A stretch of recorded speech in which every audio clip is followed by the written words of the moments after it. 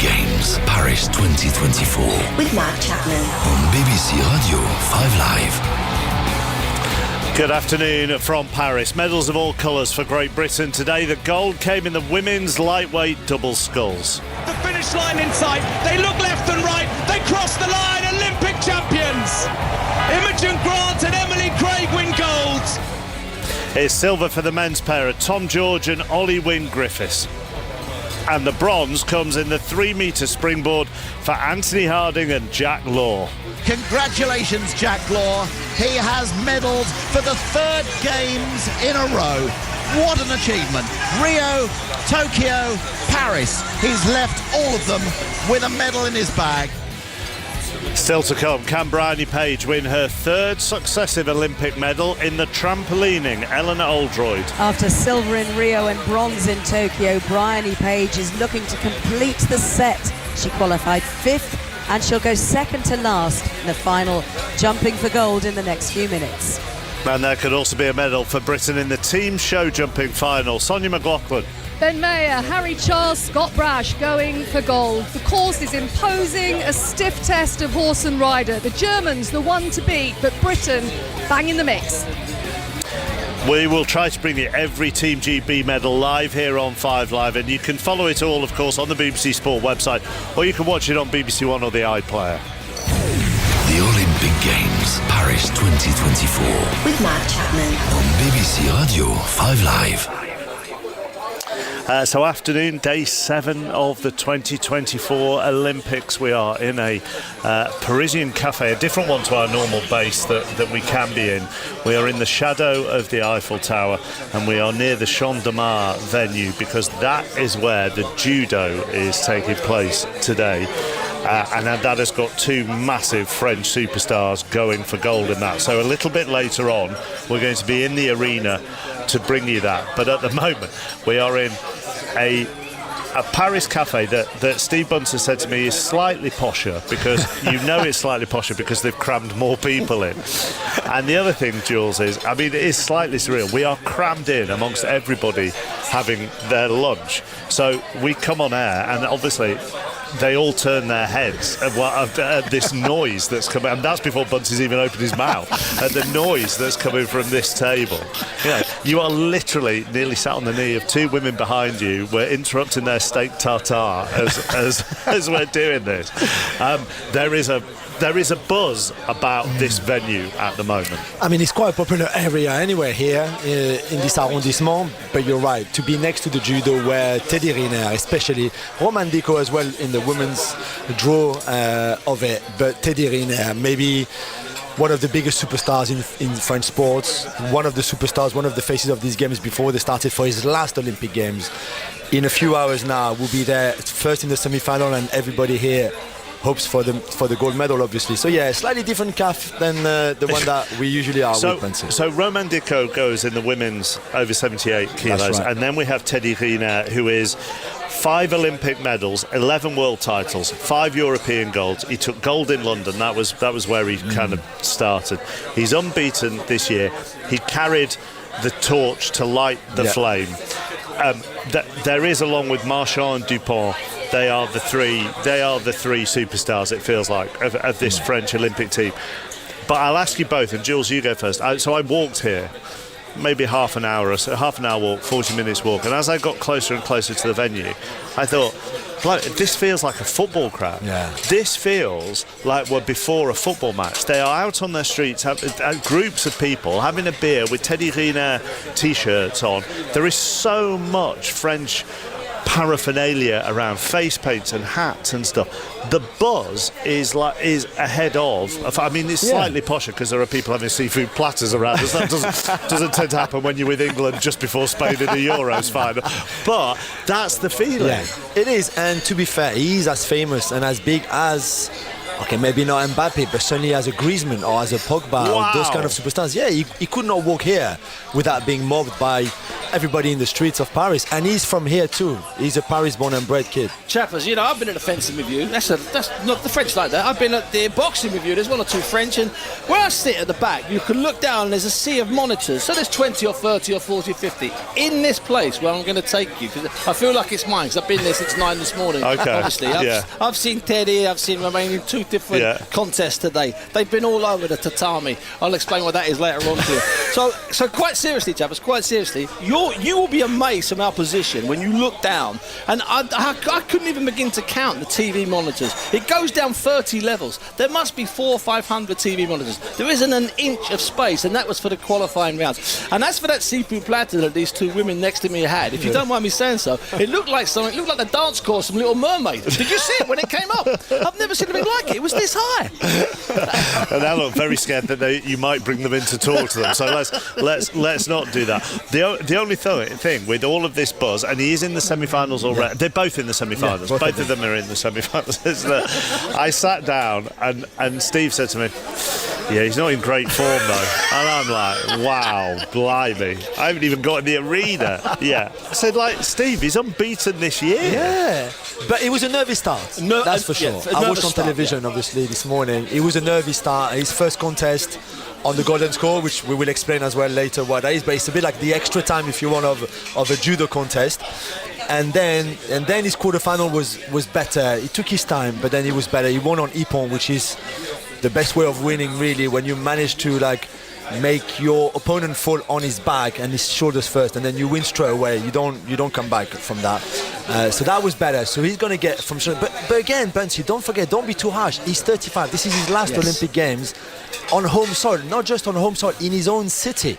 And he knows the pressure because everybody wants him and expects him to win gold today. Now, Jules, I took that into consideration. What I do when I go to an event, I'm going to hold my hands up. When I go to an event that I'm not absolutely familiar with, you remember when I did the Greco-Roman wrestling, Chappers, and we knew nothing about it. We didn't realise a round could last 13 minutes, so we blew off the news, blew off everything. It's not the end of the world. It's just Usain Bolt in the 100 metres final. No problem.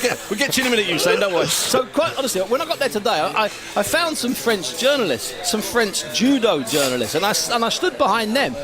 And during the first of the golden score, that was the round of 32, I am telling you, Jules, I can read a bit of body language. Those boys, there's about 7 of them, 3 or 4 women, 8 or not, 5 or 6 guys. That little team there from French radio, they were taking deep breaths. They were mildly panicked. Plus, I did notice as his kit rode up on, I think, his right ankle, his ankle is strapped. All I can report to you two is what I've seen with my own eyes, Chappers. You appreciate that? I will, and we will be there later, and we will talk more about Teddy Riner and Romain Dicot as well. The women on that table next to Steve Bunt have left partly in a state of shock as they got the bill for that seafood platter, and it was €136. Look, you've got to. If you've got the Olympics, you've got to exploit us all, haven't exactly. you? Exactly. You know. Let's go to Eleanor. It's once every 100 years, so make the most of it. We're not having that on this table, I can tell you that. Eleanor Oldroyd at the trampolining. Possible medal chance here. Yes, it's putting. I was going to say it's putting Lewis's hot dog and chips into the shade. The thought of that seafood platter. Right. Yes, the trampolining, and we're in the final at the moment. And Bryony Page is going for Great Britain in a very few minutes' time. Silver medalist in Rio, bronze medalist in Tokyo, looking to complete the set with a gold here in Paris. Paul Greaves, who was Bryony's coach for 13 years, is watching in the studio back in the UK. Lewis Smith is sitting next to me watching. And Paul, I've got to say to you, first of all, the scores as they've come in so far in this final have not been pulling up any trees. No, the scores so far, the 2 favourites currently are around a whole mark lower than what they usually get. You can see there's travel across the trampoline, which, it might not get a heavy deduction, but the gymnasts feel that, and the difficulty that they have to control their body when they do travel across the trampoline is really tough. So again, the more central they are, the more stable they are, the more balanced they are. So they're looking to try and stay on the cross, and we've seen quite a lot of travel in these routines so far. Well, currently the Olympic champion Zhu Yuqing is in second place with 55.510, and Violeta Bardziluskaya who is a neutral athlete competing here, originally from Belarus. She is leading with a score of 56.060, so 56 is the magic number. Lewis Smith sitting alongside me. It feels, sitting here in the arena, that there are a few nerves, and you know the area where they get their scores is known as the kiss and cry corner, and there's a lot of crying going on. There is a fair bit of crying, and I think listening to Paul there, I think he's saying that it's possible for a gold medal somewhere if Bryony can hold it together. And, you know, we know she can, because this is her third Olympic Games. She's got 2 Olympic medals already.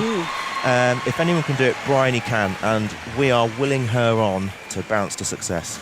At the moment, Paul, her score from qualifying, if she repeats that, would win her the silver medal, with another couple to come. Obviously, you know, we can't rule out 3 gymnasts still to go. How confident are you feeling? I'm feeling that I just want her to do the best routine possible. She's got it in her, I know she has. She's not hit her best routine in competition yet, so I'm hoping that she's left that for the final.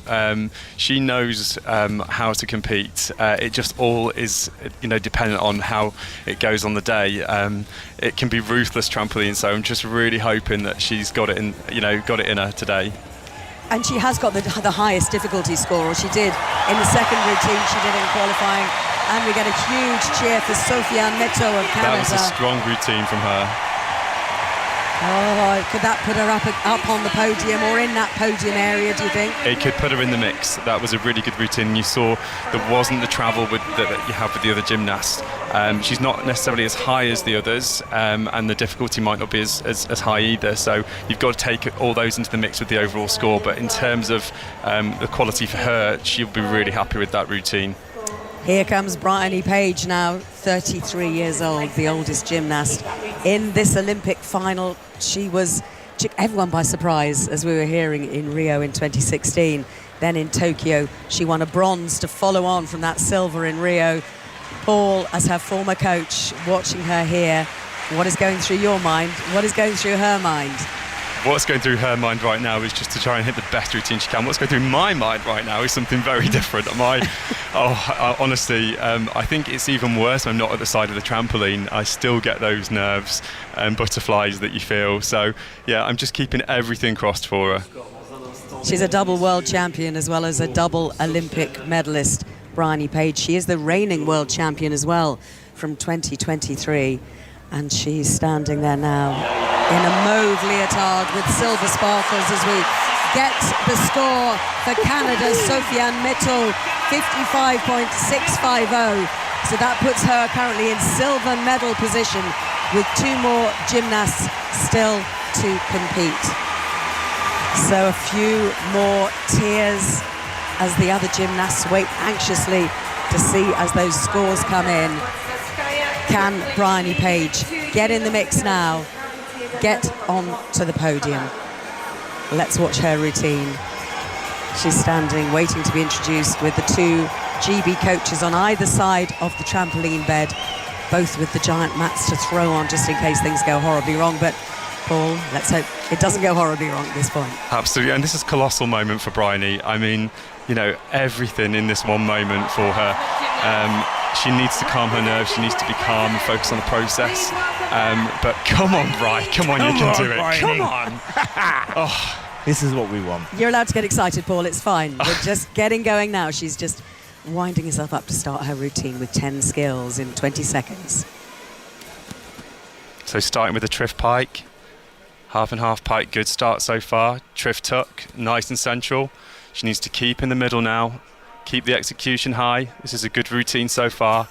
Rudy out, followed by half and half out. She needs to stay in the centre and to push for the big skill. The full fall, she chose to do the full fall. Come on, Bry! Was it good, Paul? Come on, give us some. It was good. It was good. I'm not sure it's the gold. I'm not sure it's the gold, but she's put herself in the mix. There was a slight error at the end, but my goodness, like what an absolute legend. I'm just privileged to have coached her like for so long. She's an amazing person as well as an athlete. I'm getting all emotional right now. I can feel your emotion just travelling across from Salford to Paris, Paul, but the height on that routine as well, the form, keeping her legs straightened together in that pike position as we watch the replay, trying to hit the centre of the trampoline bed at all time. The cross with the square around it is the target. Maybe a couple of times which she strayed outside of that, where there are small deductions. But I mean, Lewis, watching it in the arena, everyone was holding their breaths. That was incredible. And Paul, well done to be able to commentate through that. That was difficult. While she's doing that was difficult, honestly. And you asked for a clean routine, and that is exactly what she delivered. No matter what the outcome now, she's done 3 Olympics, she's done 3 finals, and she's done 3 good routines in those finals. It's just an amazing journey that she's been on. I'm so proud of her, and her coach Brian Camp's done a fantastic job with her these last few years. He's a really good friend of mine, but Paul Gymnastics and Trampoline Club, and yeah, I'm just so happy for her. She's sitting there with the coaches now in the kiss and cry area. We wait for the scores. The heartbeat is going in the arena. Lots of GB fans in here. 55.510 to be in with the medals. Let's see what it is. 56.4. Oh my God! First place! She's in gold medal position with 1 to go. Oh, she is in tears. She can't believe it. Oh my goodness me, Paul. I think everyone is in tears. Everyone is in tears. She is in the gold medal position at 33 years old, with 1 gymnast still to compete. Hu Yicheng of China. This was, I mean, you said it was good, Paul. 56.480. That is outstanding. Absolutely. There's 1 more gymnast to go, and she can hit a big score. So I'm still holding out for Bryony. Like, come on, Bry. So, yeah, 56.270 was the score for Hu Yicheng in qualifying. So Bryony's score would still beat that. But can she improve? Can she just snatch that longed-for gold medal from Bryony Page? Bryony with a difficulty score of 15. So not as high as in the qualifying, but still right up there. You could see Bryony made the change. She made the conscious effort to do the fall, which is a double twisting, double somersault at the end of her skill, the 10th skill. She usually does a triple twisting, double somersault, but she knew she was slightly off, so she just had to do what she could control the best. So it was really quick, instant thinking there from her, which just goes to show the level of her experience kicking in at these games. Well, Bryony is guaranteed at least a silver, at least a second silver medal. Hu Yicheng of China now winding up for her routine. Let's watch her. Paul, if you can manage to do it one more time. Of course, yeah, she's just getting her height now, so trying to get her balance in the middle. Obviously, she knows that all the other girls have hit sort of like the clean routine, so everybody's hitting this final so far. So she's just doing her arm set. She starts off with the Triff Pike, and a little travel here from the half in, half out, travelling on the Triff Tuck. Oh my God! Gold. Oh my God! She's gone off completely. She has just gone off to the side, the Chinese gymnast. She hit the end mat, so that will mean that she's out of it, and that will mean that it is gold for Bryony Page. It's a gold medal in the trampolining. She has done it. She has completed the set. Silver in Rio, bronze in Tokyo, gold in Paris. Lewis Smith alongside me. We've got our hands on our head here. She's got her hands on her head. Paul Greaves in Salford. What's going through your mind? How do you feel as her coach? I'm in tears right now. She is just the most incredible athlete. You know, she's the GOAT of trampoline, the greatest of all time. I'm just so over the moon for her. She's been struggling with injury all this year. And just to see her achieve her dream and her potential, I knew when she walked in the gym that she could be the best in the world.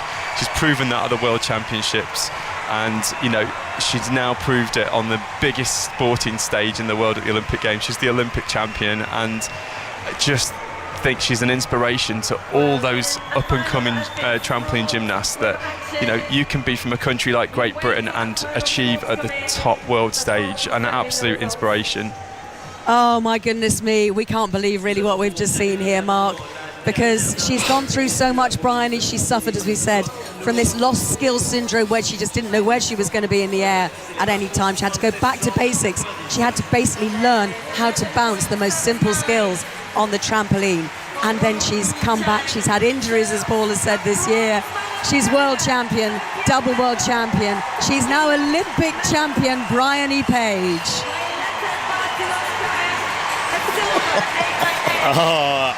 I'm just letting Can you that believe sink the in. emotion? I mean, it's incredible.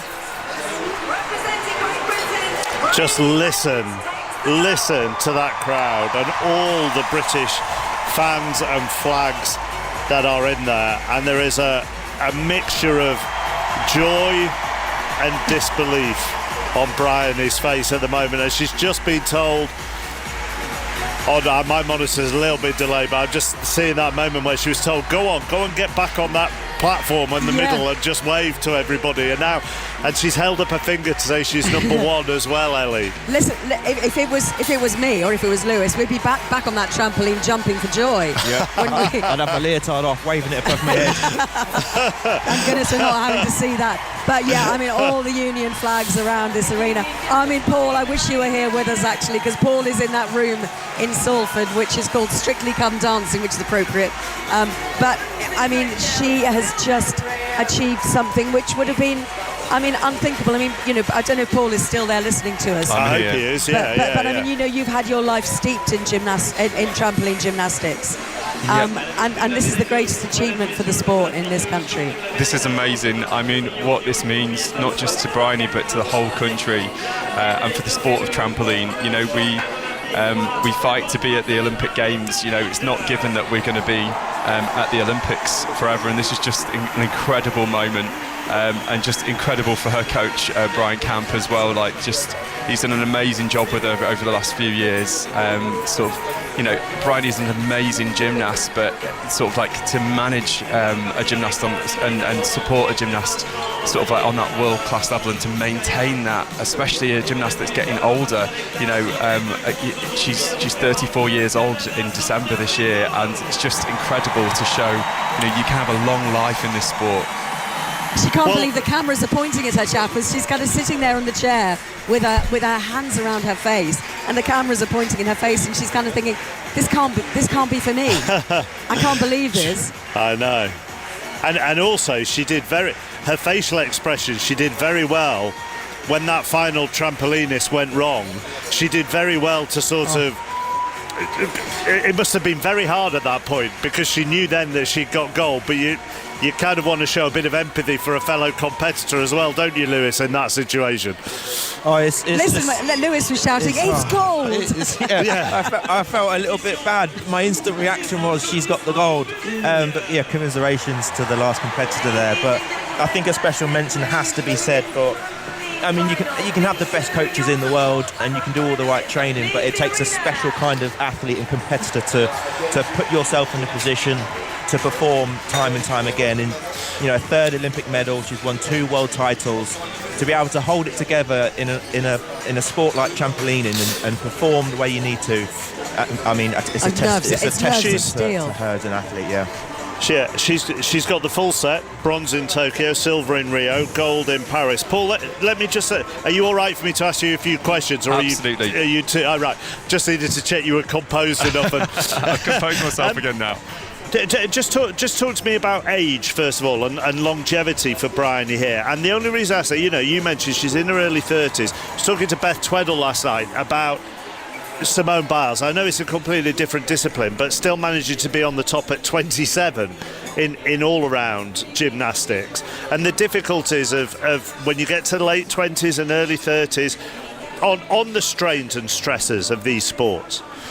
It's really challenging. I mean, for if you imagine sort of like when the trampoline's sunken all the way down, the gymnasts feel the same force as a Formula 1 driver at maximum speed. I mean, that's huge.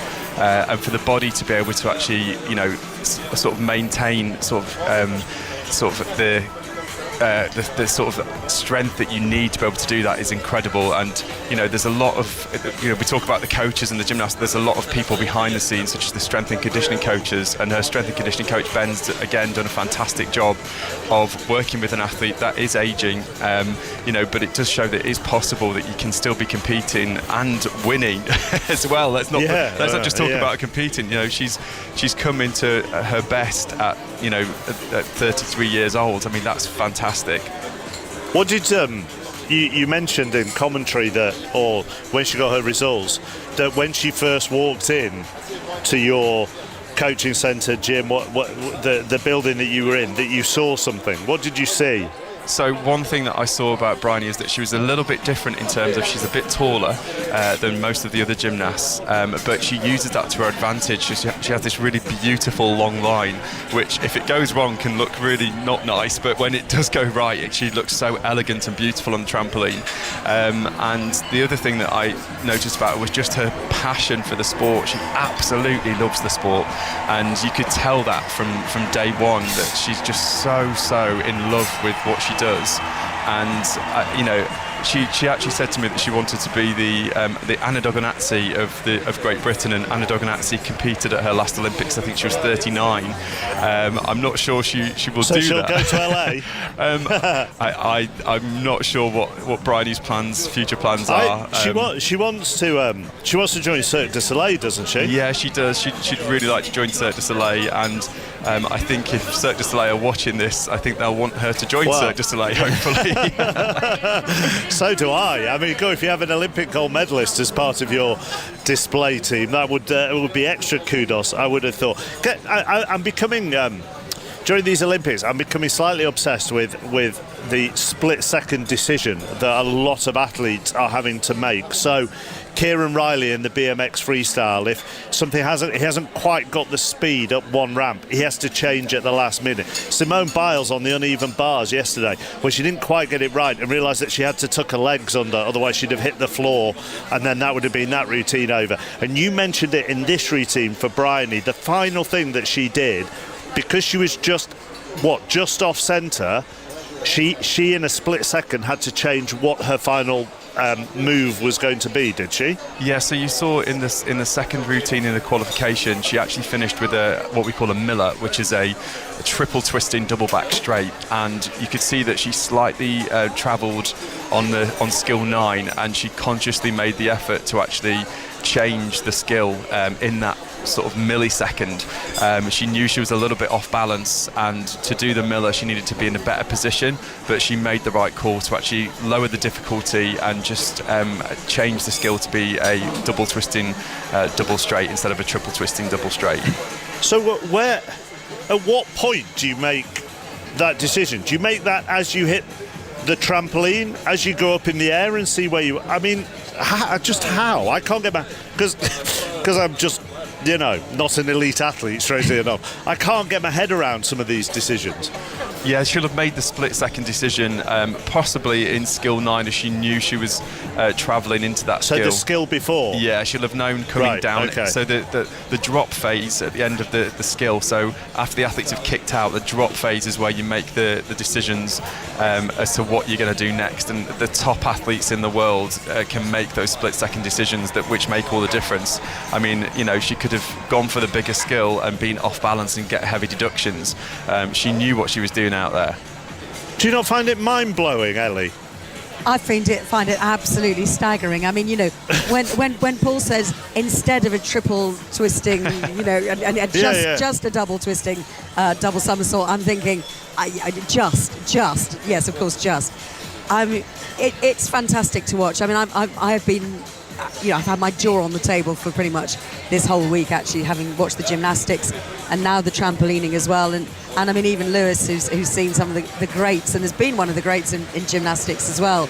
It is mind-boggling, isn't it, to see what they can do and to have that presence of mind and the coolness when everything comes down to just those 10 skills in 20 seconds. Yeah, it's fantastic to watch, and it's fantastic to have been a part of that as well. It's we talk about fine margins, especially in the Olympic Games, and if Bryony had adopted doing that triple twist and double straight, she might not have been in the podium, and that split-second decision has landed her with a gold medal.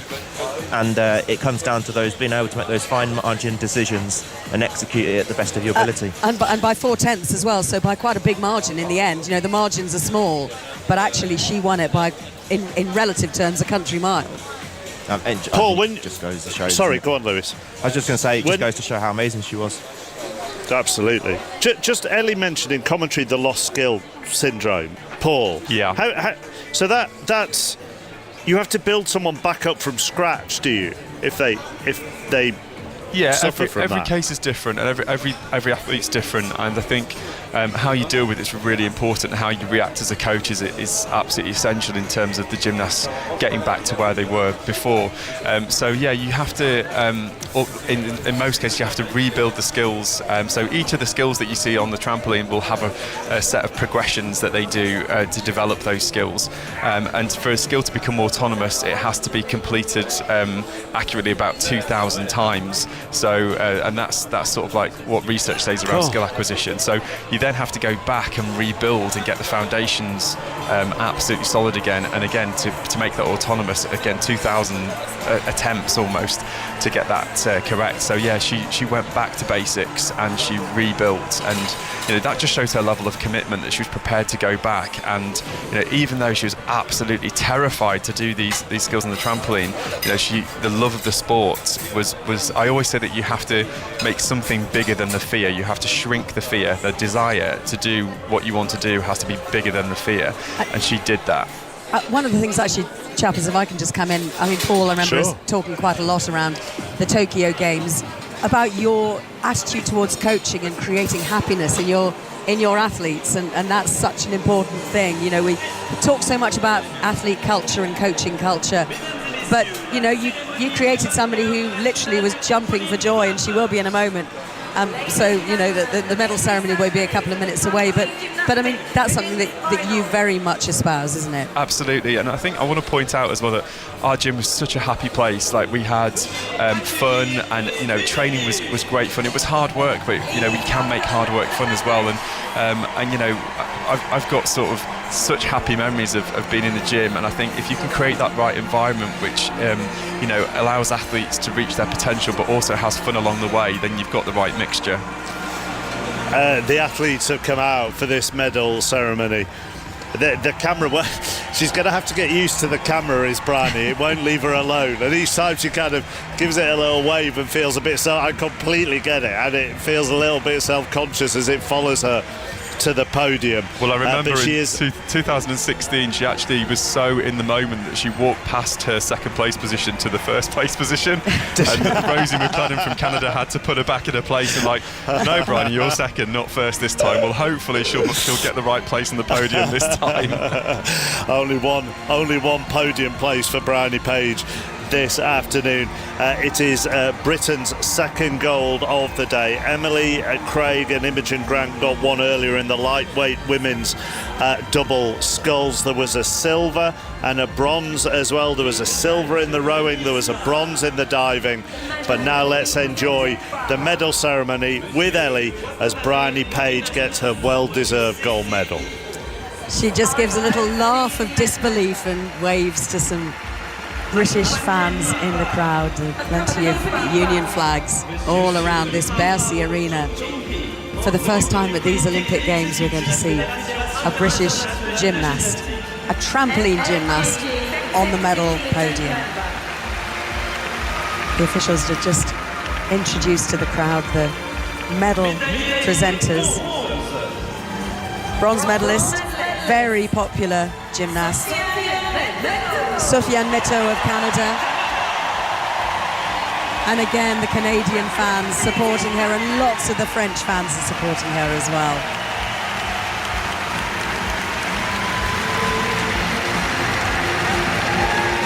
Yes, it's just amazing to watch this, isn't it, really? You remember what it's like to be on a medal podium at an Olympic Games.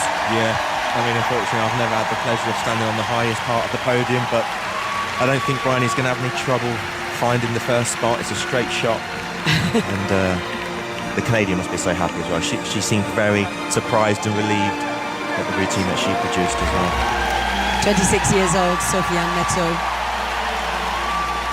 And in silver medal position, I mean, Paul, we were talking, weren't we, about the range of ages in this final, and Violeta Bardzinskaya of Belarus representing the neutral athletes at this game. She's just 19 years old. She's a very exciting gymnast to watch. I think she's got a bright future if she carries on the way that she's going. I mean, she has huge potential. I think we could see, a future Olympic champion right here, right now. And again, she is so young. She's only 19. She's got a lot more to give yet. So I think, I definitely think you might be seeing a future champion there. Well, it seems extraordinary to think, doesn't it? I mean, Bryony Page, her sock drawer must be packed. Because she's got a bronze medal from Tokyo, she's got a silver medal from Rio. She's about to step onto the top of the podium as the Olympic champion.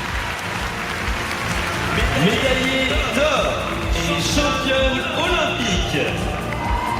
Gold medalist and Olympic champion, Bryony Page. She still can't quite believe it, I don't think. But she absolutely demolished the opposition with a score of 56.480. We said 56 was the magic number. She did that and then some. The medal is around her neck. She just turns it around, so we will see that little chip of the Eiffel Tower. I think you can hear the support in the crowd for it. As well as being an amazing gymnast, she's an amazing person, and she's friendly to all the athletes. She has no ego. She's such a genuinely nice person, and I think the other athletes know that, and it's just so fantastic that we're not just seeing a champion of a champion, we're seeing a champion of people here. She's just incredible. She is just basking in the moment, hand over her mouth. We'll hear the national anthem. Ladies and gentlemen, if you can, please stand for the anthem of Great Britain.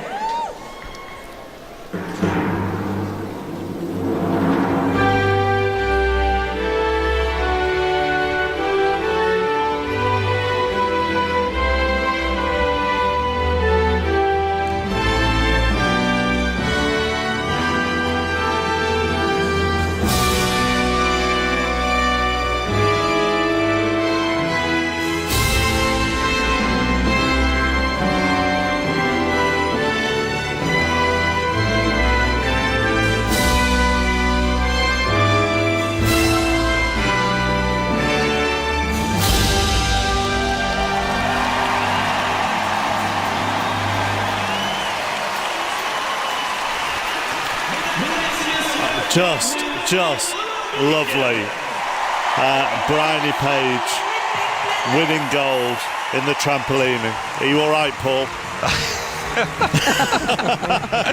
I just want to give him a hug, chappers. I mean, he's all the way in that studio in Salford. I know. And he's all on his own. Hopefully there's somebody there to give you a hug, Paul. Yeah, there is. It's been incredible.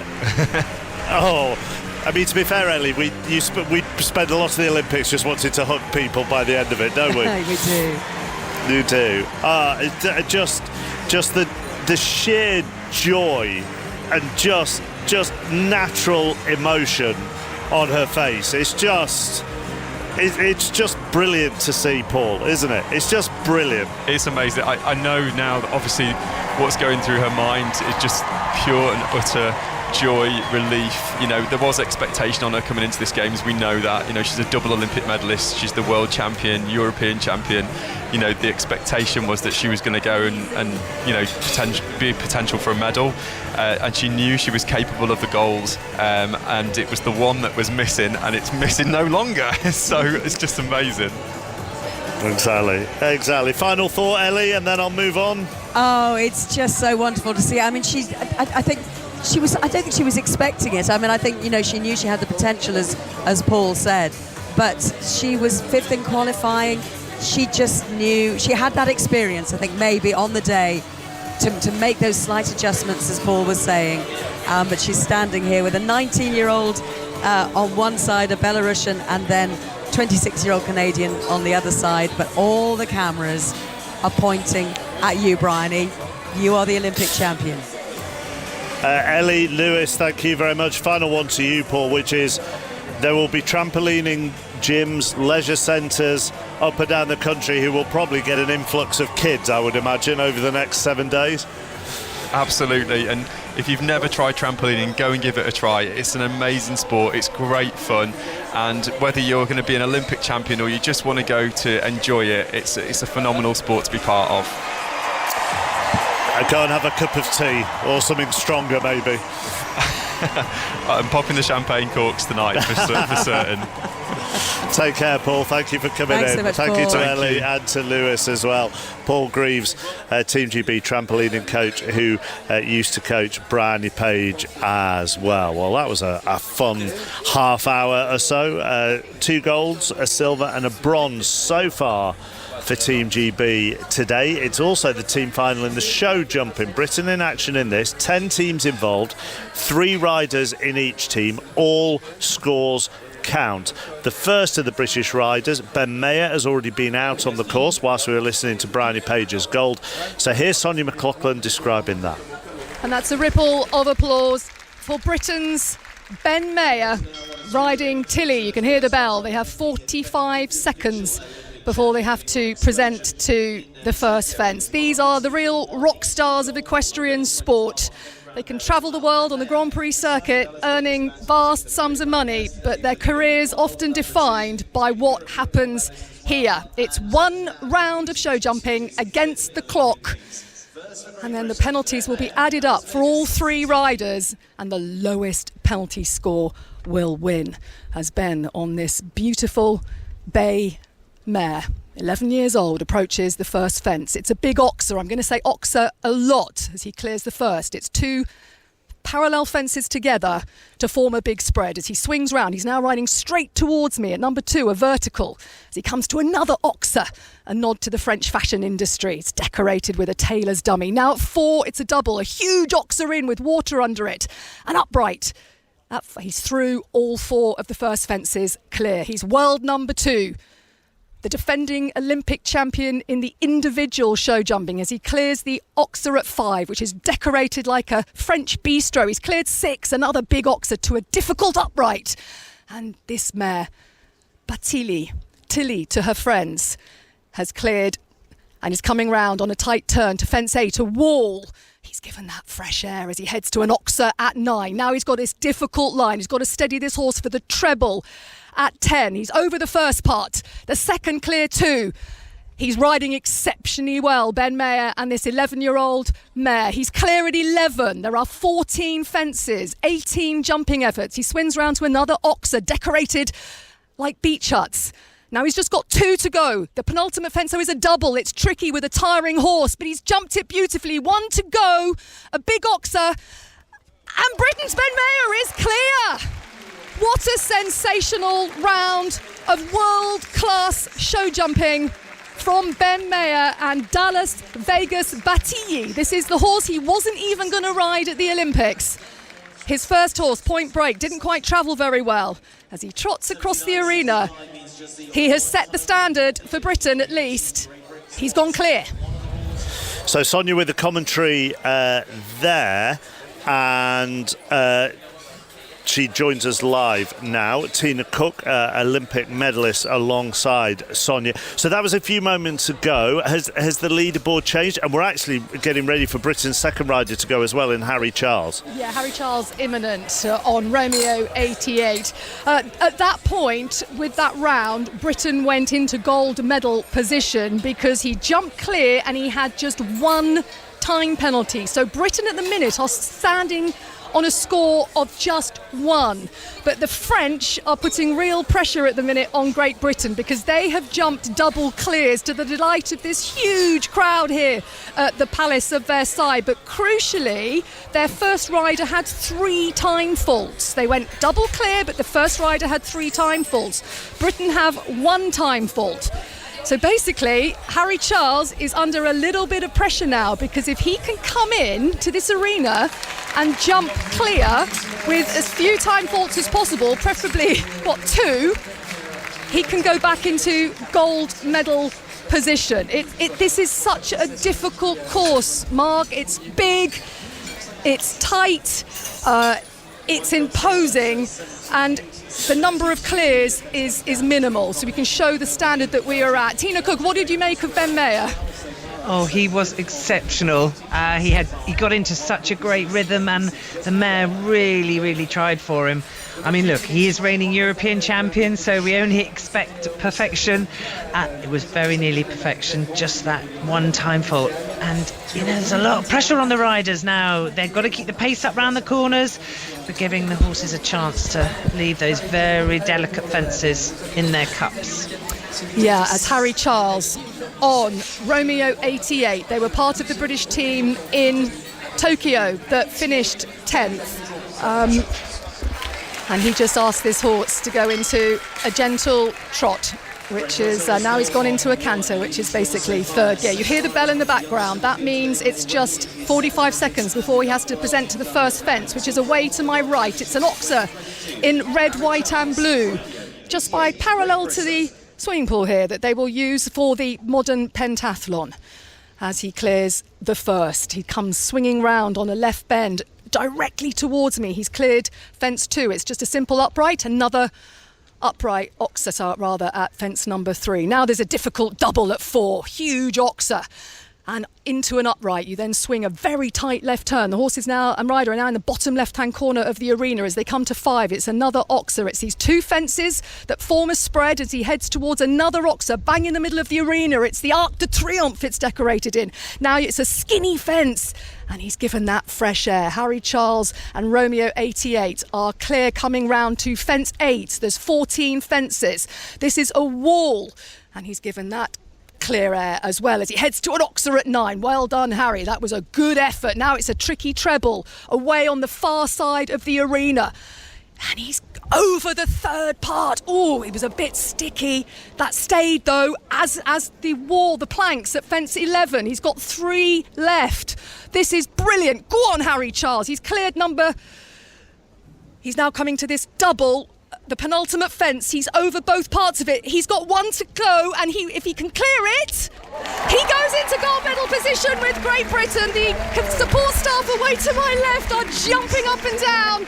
That was sensational round from Harry Charles and Romeo 88 under the most enormous pressure as some fans here in the arena with their Union flags wave them. We've got some nice cloud cover now. It's a little bit calmer, the temperatures, as he just lets this horse trot out on a long rein. He punches the air. Oh boy, Tina. Oh, this is such exciting competition. I wish I was there with you, Sonia. These horses are really, really trying. So much pressure. You can see the effort that is going into. They have to be so clever with their front legs and a real push and flicking their hind legs away. There is no room for error. Those poles are so light. And look at young Harry Charles. All the experience of riding in Tokyo. He's only 25 years old, which is young for an equestrian. We can go on for years. So he's really done it for our country. And I should say, Mark, just a reminder, Harry Charles a month ago had a fall at a show in Germany, broke his arm in 2 places. He literally had a cast on his right arm from the shoulder to the wrist. He thought his Olympics was done. They've managed to put him back together. He rode at Hickstead last Sunday to test the arm out. He's come into an Olympic arena, this massive course, under the most incredible pressure, and jumped clear. He has, and at that age, Tina, you say. I mean, that was going to be my first question to you. He's a decade plus younger than his 2 teammates, and he's come in and delivered that. Well, his father, Peter Charles, an Olympic medalist himself. Harry has ridden at junior and ponies and has had huge amounts of experience. So he's older than his years suggest, but he's got all the talent to be here and riding around this sort of course. And the pressure with a 3-man team. It's the same with all the equestrian disciplines now. There is no room for error, and he really nailed it. Well, I mean, you mentioned his dad, Scott Brash, who's also in this team, rode with his dad, didn't he, in 2012? So God knows what must be going through his head, having ridden with father and son in the space of 4 Olympics. I think there's quite a lot of banter going on, I would say. I mean, British show jumping right now, Mark. I mean, we've had gold medals at the last 3 games. The team in 2012, Nick Skelton in 2016 in the individual, and Ben Mayer, who was first to go here with the gold in Tokyo. So, and they are currently sitting in gold medal position with 1 rider to go, sitting on 1 single penalty. And Tina, you need a little bit of luck, don't you? There was one pole that looked like it could have gone. It wobbled for a good it wobbled for a couple of seconds, didn't it? Oh, completely, and it's just the way that the horses might just rub the poles. If they catch it on the way up, it usually pushes it out of the cups that the jumps sit in. On the way down, you can get lucky. It just holds the pole in place. Look, huge amounts of luck, but that's what competition's all about, and why it's so exciting. And the crowd are really getting behind all the combinations and the horses that are going out there, and the horses cope amazingly well. Some riders put little earmuffs on the horses so they don't get distracted by the crowds cheering and clapping, but then some horses thrive on the attention, and so it's knowing your horses and how they will react to the atmosphere that they're under. And just finally, before I let you both go, today's stupid question: what's an oxer? I'm really sorry, I don't know. There's a lot of oxers on this course. I haven't quite counted up, but the oxer is the main show jumping fence. So basically, it's 2 parallel fences together, the same height. So it basically forms a spread that the horses have to be athletic and stretch over. And then the double, yes, absolutely. Yeah, and then so the double double is where there are 2 and treble's where there are 3. Yeah, but a double can be... The double I've got immediately below me at fence 4, A and B. The first part of this double here below me, the first part is an enormous oxer, so it's a huge spread. There's then only a 2-stride to the second part, but the second part is an upright. So you're asking the horse to be really athletic going over the first part because it's a spread, and then actually get the horse back during the 2-stride and go, no, this is a vertical. I need you to listen to me and reach for the vertical. You have to be really nimble, these horses. It's so impressive. How long would the rider take to walk the course in the morning before a competition, Tina? And do you make notes? Oh, these riders jump fences year in, day out. Yes, they would walk the course a couple of times, but they know their horses. You walk the distances, so you take 4 of our big strides to a horse's stride. So you'd walk the distances, so they will know whether they're putting 5 stride in between the jumps, 6 strides. So you measure, and you know that your horse, if it's a great big horse with a particularly long stride, whether you need to slow it up in between the combinations. But you also have to bring in the account with the time, because the time, as we're showing here, that it can be the difference between a medal or no medal.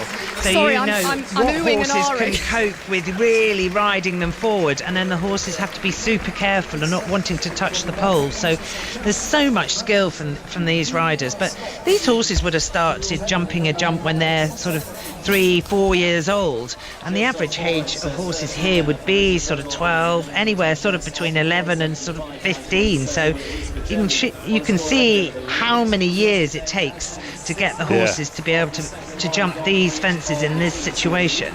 It's not just a quick fix, and that's avoiding any injuries or bumps and bruises. So it's years and years of dedicated training to get to this level.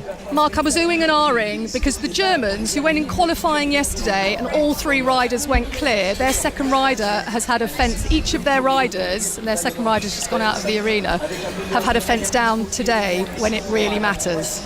Britain had 2 down yesterday in qualifying, 2 clears today. That's horse sport.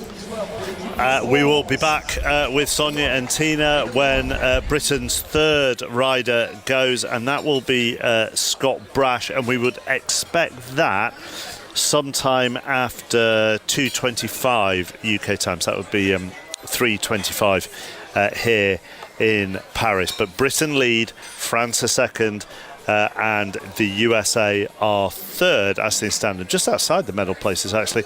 Ireland are in fourth. Let's go to, we haven't been to the golf yet this afternoon because it's been a very busy first hour. Ian Carter, day 2. It's been a fabulous Friday at the golf so far. Some really fantastic golf, and much of it coming from the two Britons in the field, Tommy Fleetwood and Matt Fitzpatrick. The leader in the clubhouse is the defending champion from the United States, Xander Schauffele, recent winner of the Open, has completed a second round 66 to move to 11 under par. Hideki Matsuyama, the first round leader, was wobbling towards the end of his front nine, but has started the back nine with 2 birdies, and so has got it back to 11 under par, so sharing the lead as he plays the 12th. Tommy Fleetwood is playing alongside him. He's got a tester to remain in that group at 9 under par, which also includes John Rahm of Spain, who was round in 66. And Matt Fitzpatrick 7 under par, a 64. He's just finished his round, a 64 today, so he's got to 5 under par and will have interest heading into the weekend.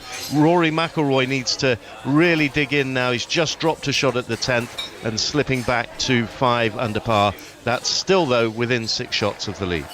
And he was very fulsome in his praise of the atmosphere, wasn't he, yesterday? Yes, he was. Let me just tell you, Tommy Fleetwood, the applause you can just hear is for him holding out for his par at the 12th, so that keeps him at 9 under par. McIlroy called the crowds awesome, and the atmosphere really has been fantastic. There was a great moment this morning when Mathieu Pavon, the big favourite from France, came onto the first tee, and the crowd burst spontaneously into Les Marseillaises.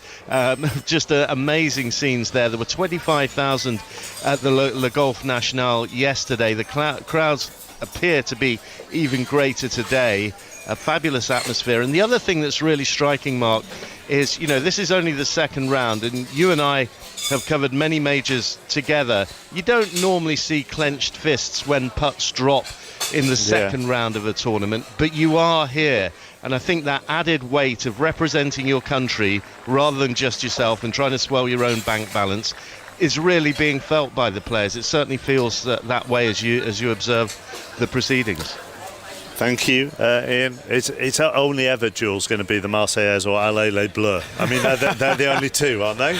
They're the only two. I mean, you can then say like we will hear very soon, Allez Teddy or Allez Roman, things like that. But yeah, I mean, we've still got Allez in there. I mean, there's still not most varied that we have. Maybe there'll be new chants today. Oh, there's also the one, who doesn't jump is not French. You've heard that one? I haven't. Who doesn't jump isn't French? Yeah, so they all jump and they're saying qui ne saute pas n'est pas français. So who doesn't jump is not French. Yes, okay, good. So we may get that today. We may get that tonight, I think.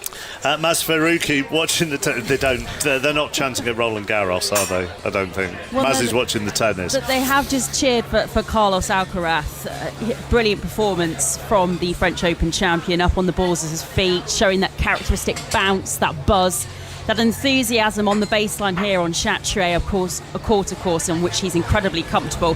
He's just cantered away with this match, the first men's Olympic semi-final against Felix Auger-Aliassime of Canada. He dropped just 2 games, so he's won 6-1, 6-1, and he's a step closer now to emulating his countryman Rafael Nadal, winning the French Open and Olympic gold in the same year. He's going to play the winner of Novak Djokovic against Lorenzo Musetti in the final. That's the first match of the evening session here later.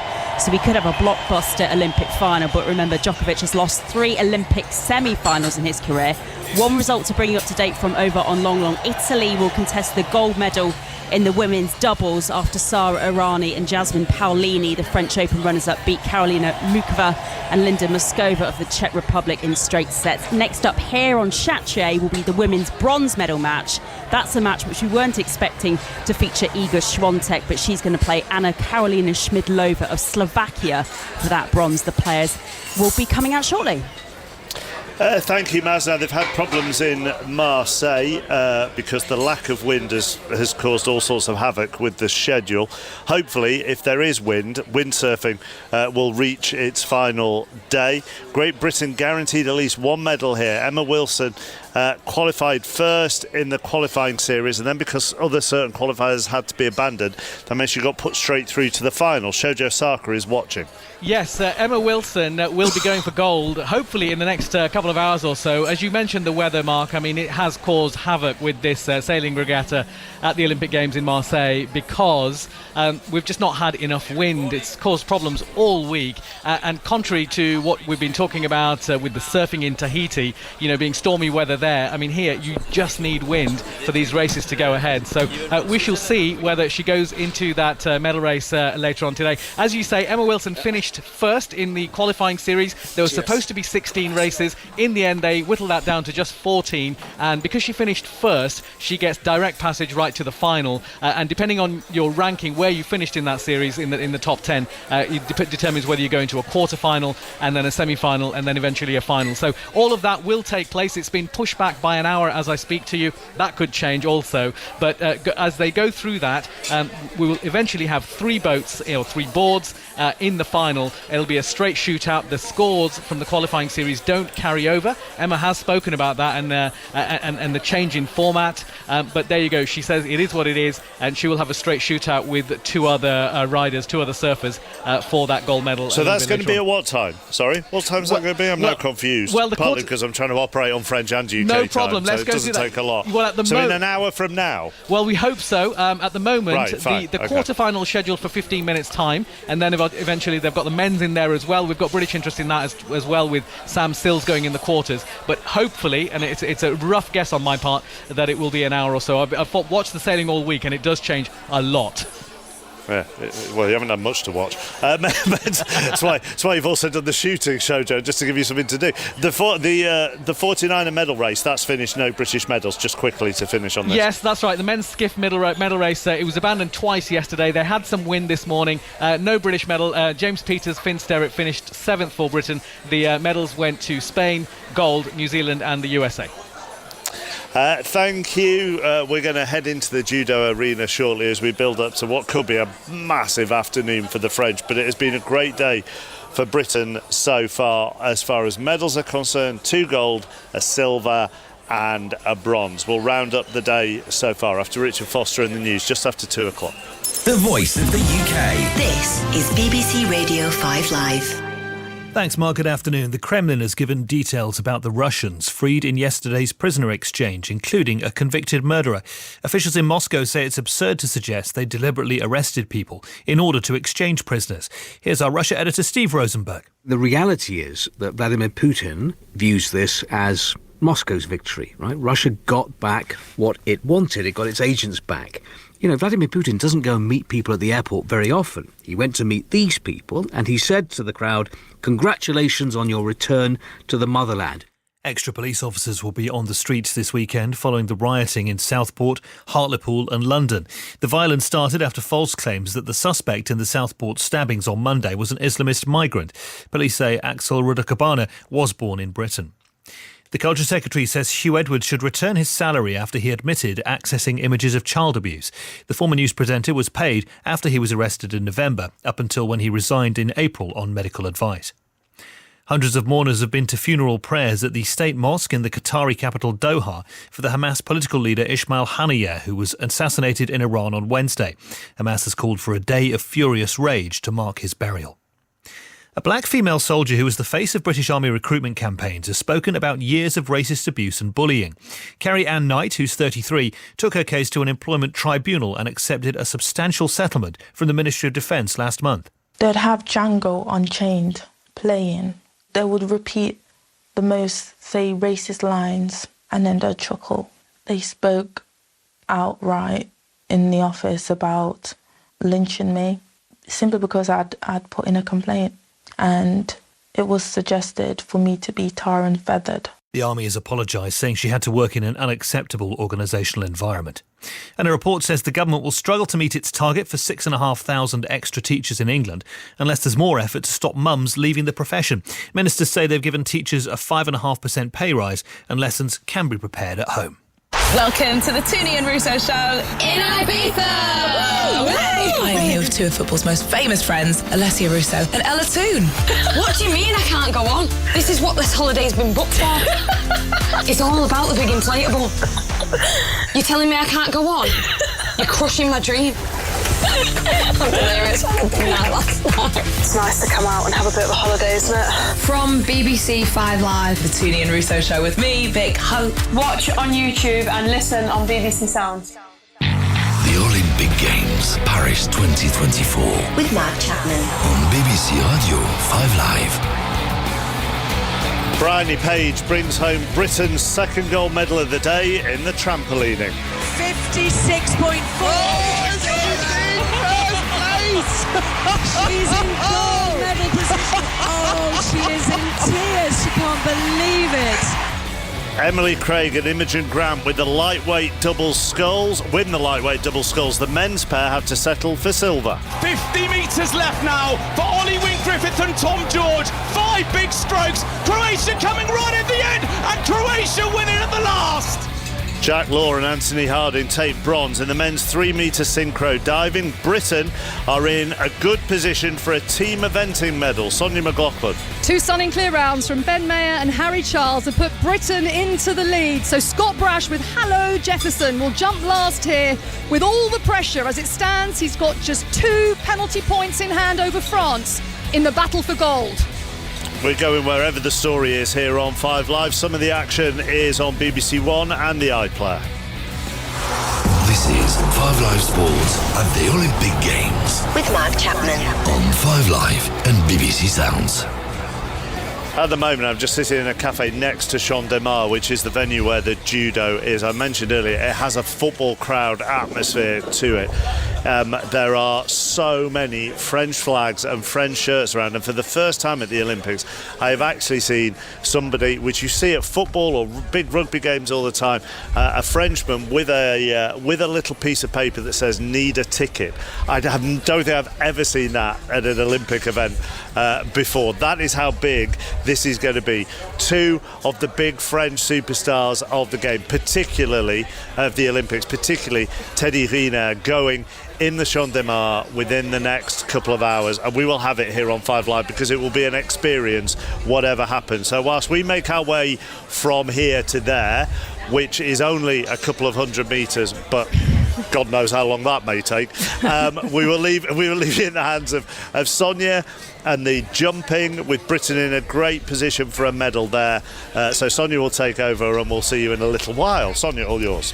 Thanks, chappers. Yeah, we're in some glorious sunshine here at the Palace of Versailles. What a magnificent this arena looks, with the palace away to my right, the turret there, the gold turret glistening in the sunshine. And we have the team final for the show jumping, with Britain currently sitting in gold medal position after 2 sensational rounds from Ben Mayer and Harry Charles, who were both clear, and it was just Ben Mayer who had a single time penalty, which means Britain sit on a score of just 1. Tina Cook is alongside me, an Olympic silver medalist. I wonder, wherever Scott Brash is right now, Tina, the pressure he might be feeling. Oh, he'll be out working his horse now, and you know, you there is the pressure, it's the anticipation for us waiting for them to come into this arena. But he'll be there. This is just another day. Don't let the brain get all carried away. You don't want to give the horses any vibes that you're feeling stressed or worried about, or the pressure of anything that's coming up. So he'll be out in the outside arena doing his warm-up, getting ready.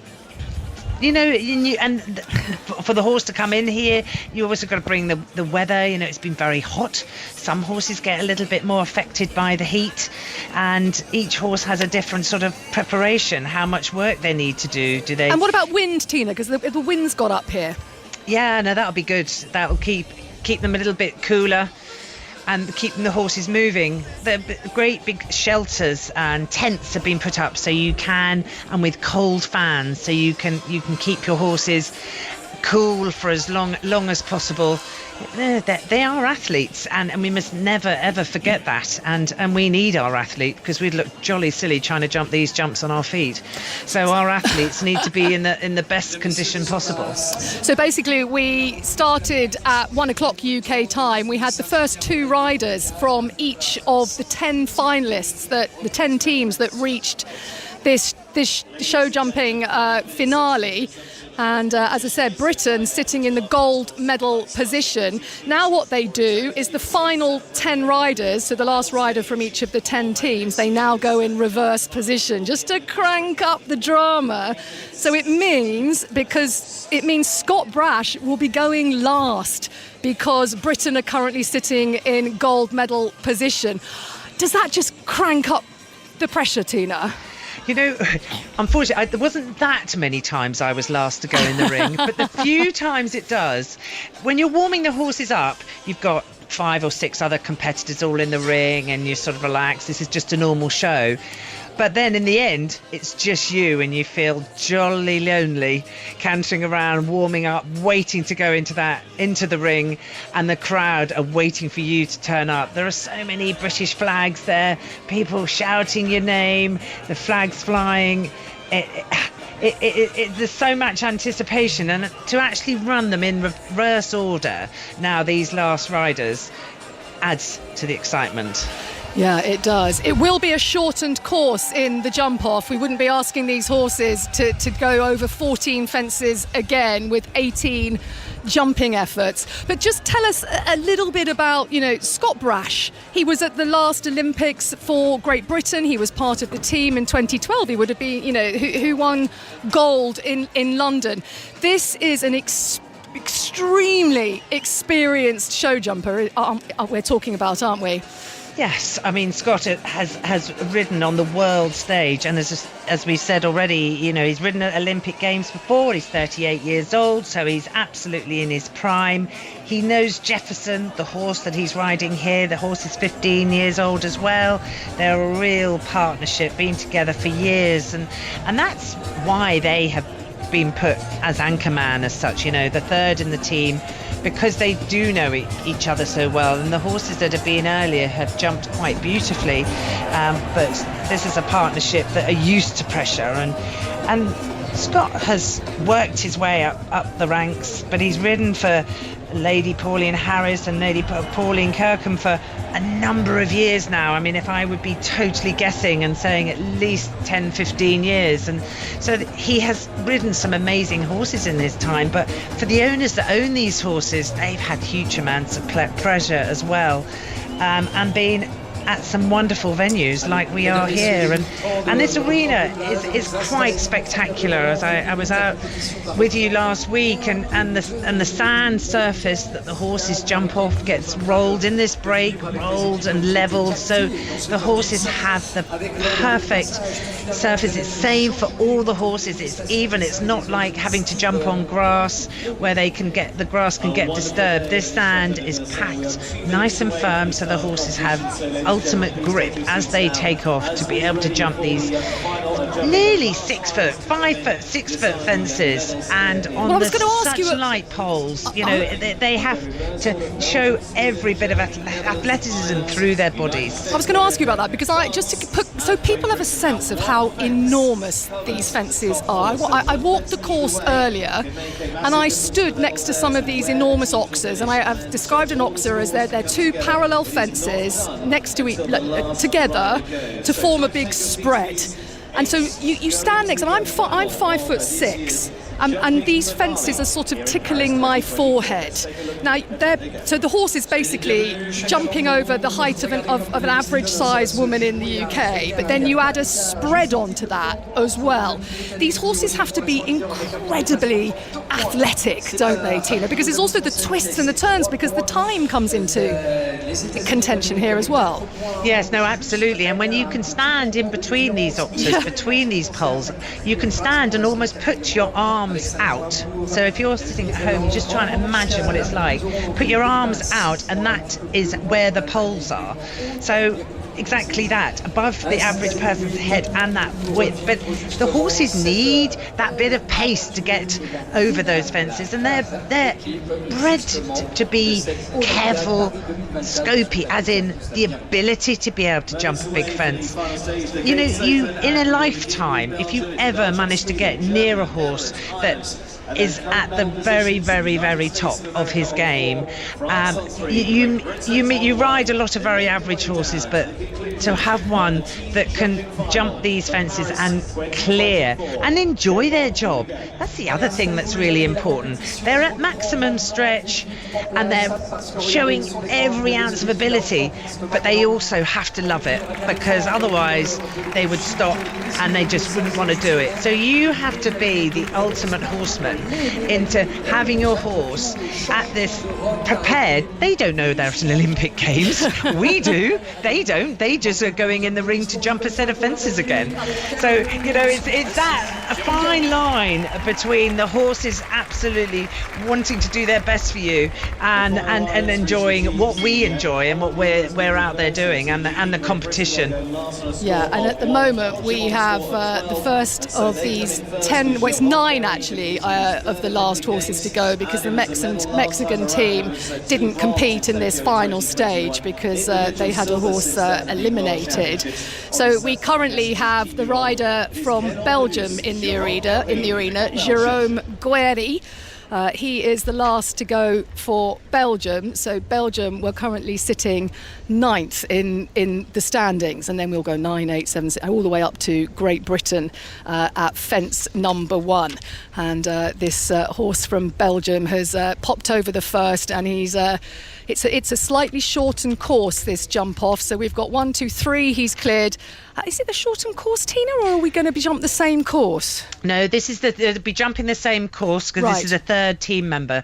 Right, the of course, jump third off, team member, my mistake, sorry, yes. Yeah, the jump off will only come into play if any of the nations finish on the same score, then they will jump off. So no, it's back to the same course. It's just been a little break, and this horse is really jumping well.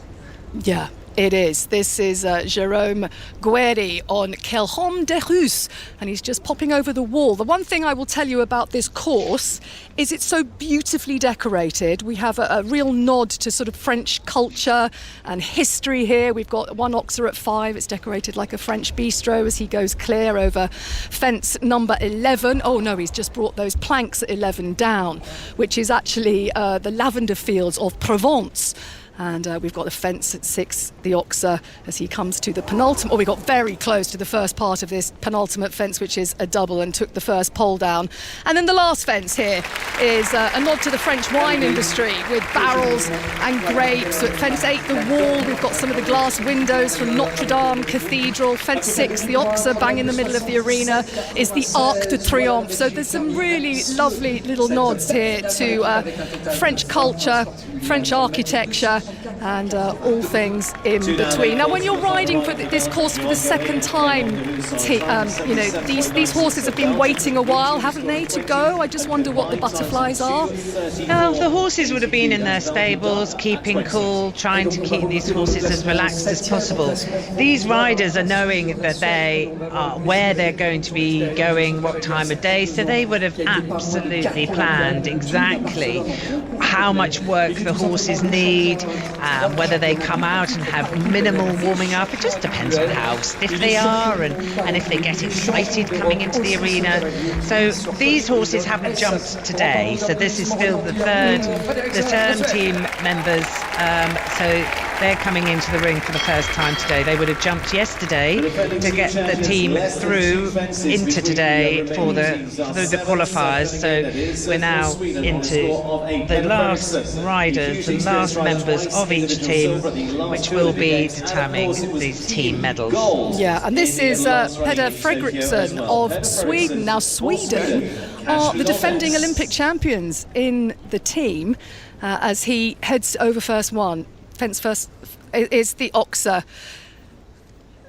And we have just got him starting off this final round for Sweden, and it was a bit of a shock because the Swedes did not have a very good qualifying round yesterday, and today they've started this. Here goes into the arena, Peder Fredriksson, with Sweden lying only in 8th position, and they were one of the favourites who were for the gold medal. But at the minute, Sweden are on 8 faults overall and go into this final round, this last rider, on 8 faults. Remember, Great Britain, I think, Mark Chapman, you are there, are lying in, hello, you've made it, are lying in gold medal position.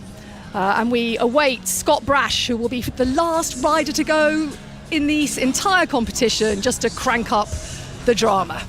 And that's, sometime after 25 past?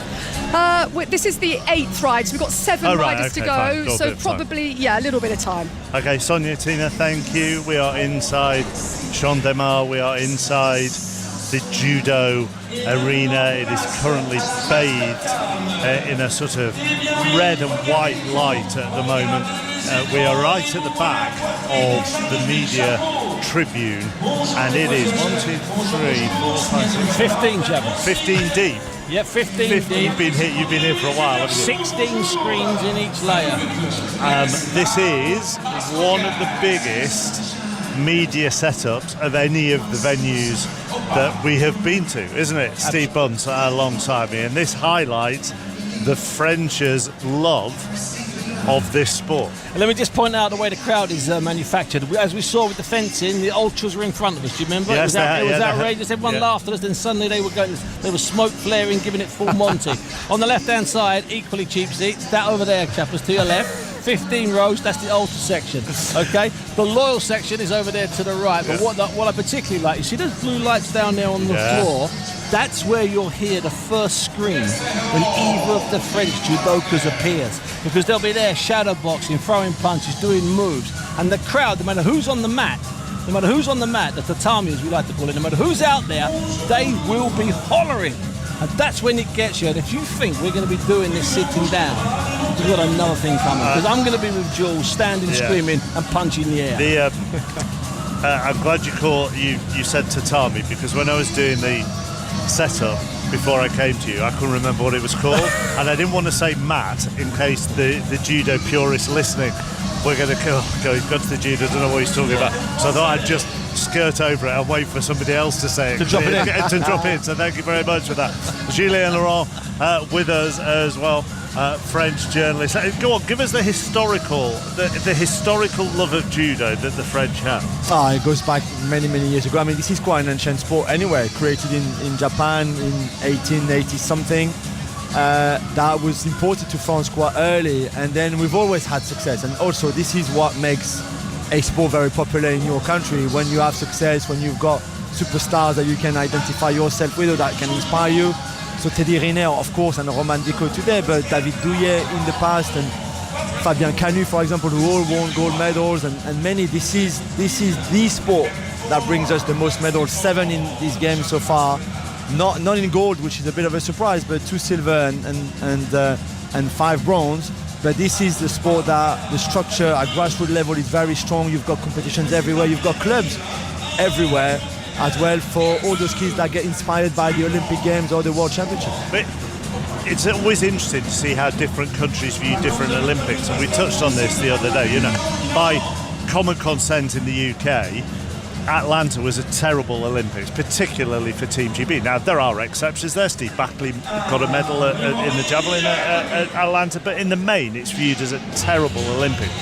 For the French in Atlanta in '96 in judo, I think until Tokyo, that was their best ever Olympics. Yeah. So, different countries. I do find it interesting how different countries view different Olympics. Yeah, absolutely, you're right. And David Douillet, who I mentioned, who had won gold in 1992 in Barcelona, in the same category that Teddy is fighting on, the over 100 kilos, then did the double in Atlanta. And the double in judo is really rare. It's just the icons who make it, really. There's a few from Japan, there's a few from France, there's one obviously, I'm guessing, from the Netherlands, but this is rare.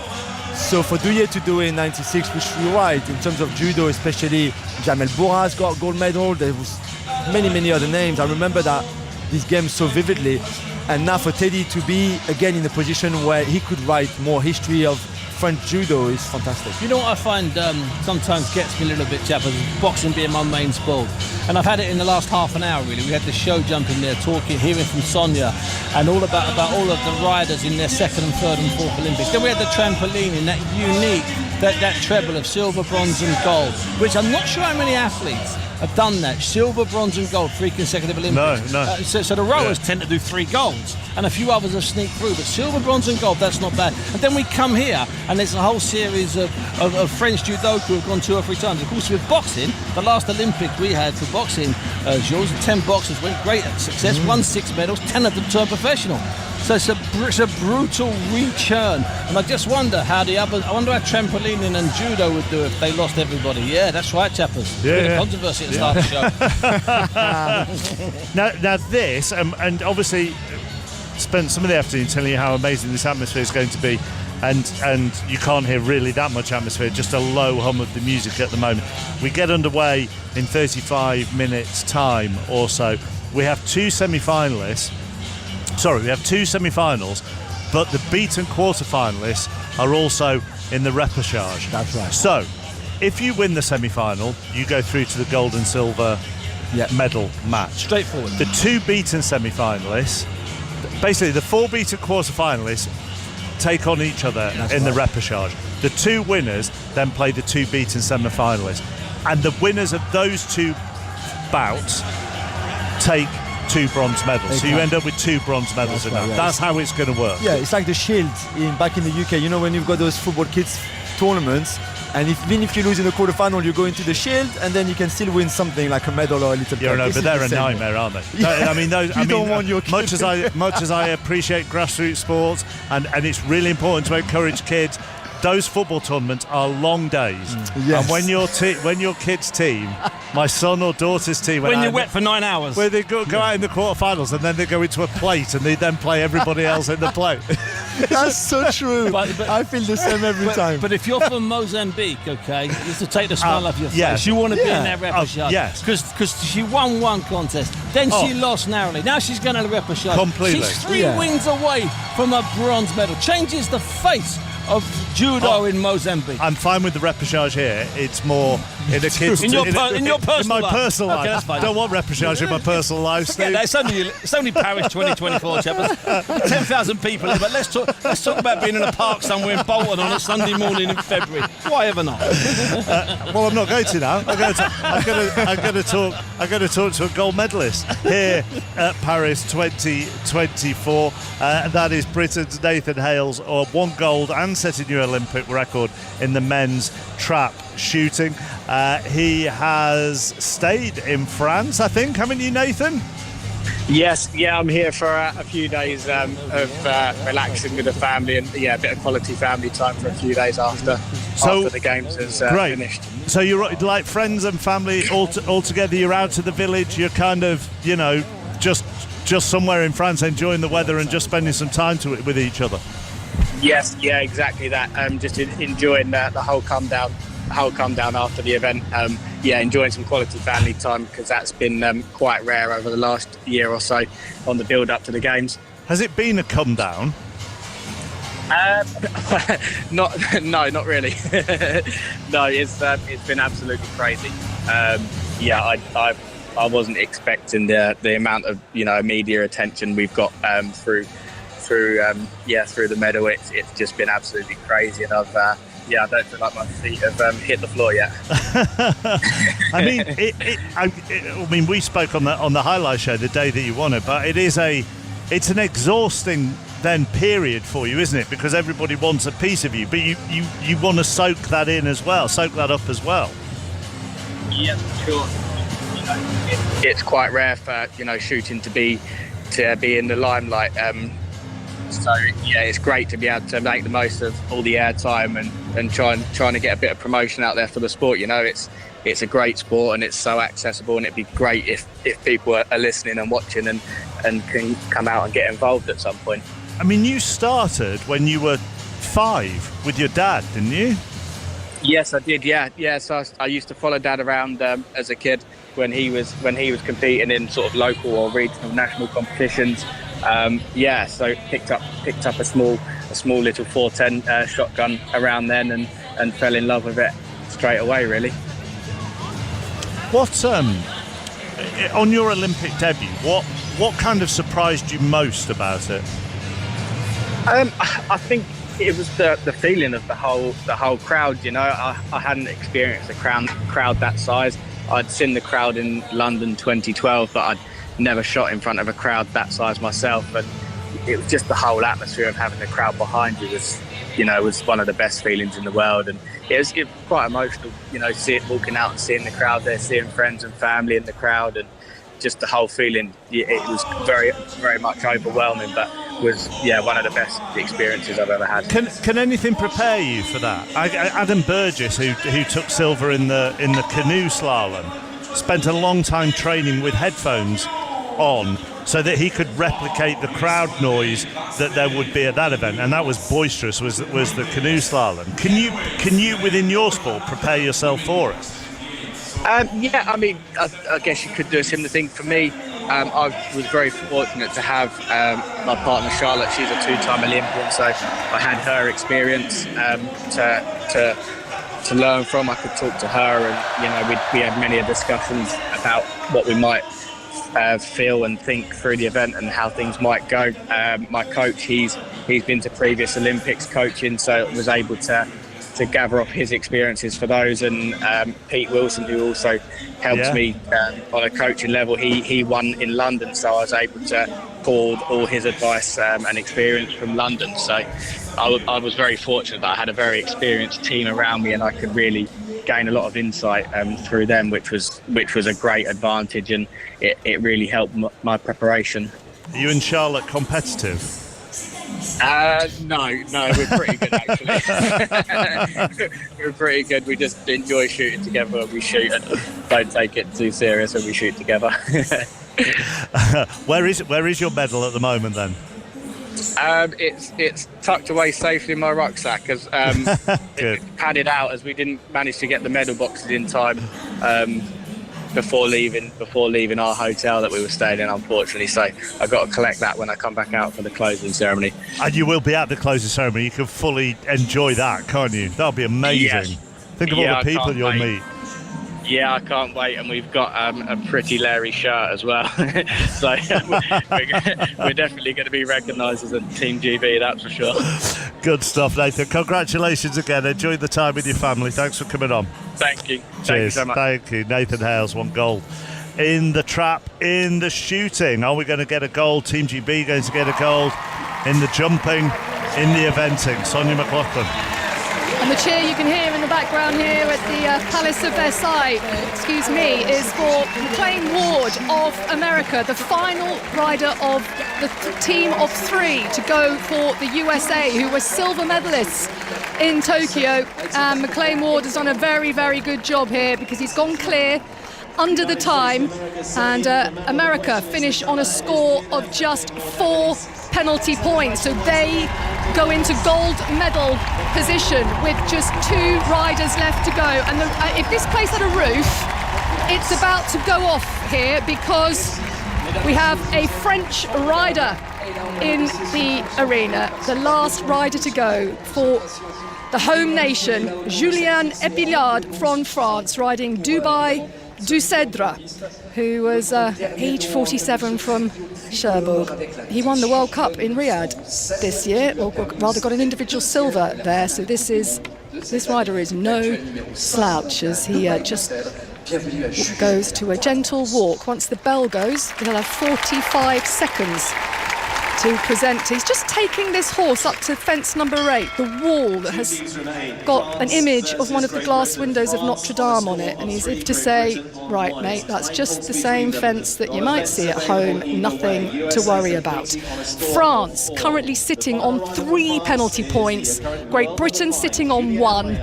USA have laid down the gauntlet with a clear round from McLean Ward to sit on 4 penalty points, to currently sit in gold medal position, as Julien Epillard comes over the first, which is fitting for the French rider, dressed in the colours of red, white and blue, the tricolour of France. He's over the second. He's now Over the third, a big oxer as he swings round to this double just below me in the arena. It's a big oxer in 2 strides and out over a vertical. The horse just kicks his back feet out, but he doesn't bring the pole down. As he swings round, he's now going diagonal over fence 5. The oxer dressed as a French bistro is now right in the middle of the arena. Over 6, the Arc de Triomphe, as he just pulls the horse back because this is a very slender fence 7, but he's cleared it nicely as he swings round now to this wall he was a bit worried about. He wanted the horse to have a look at it.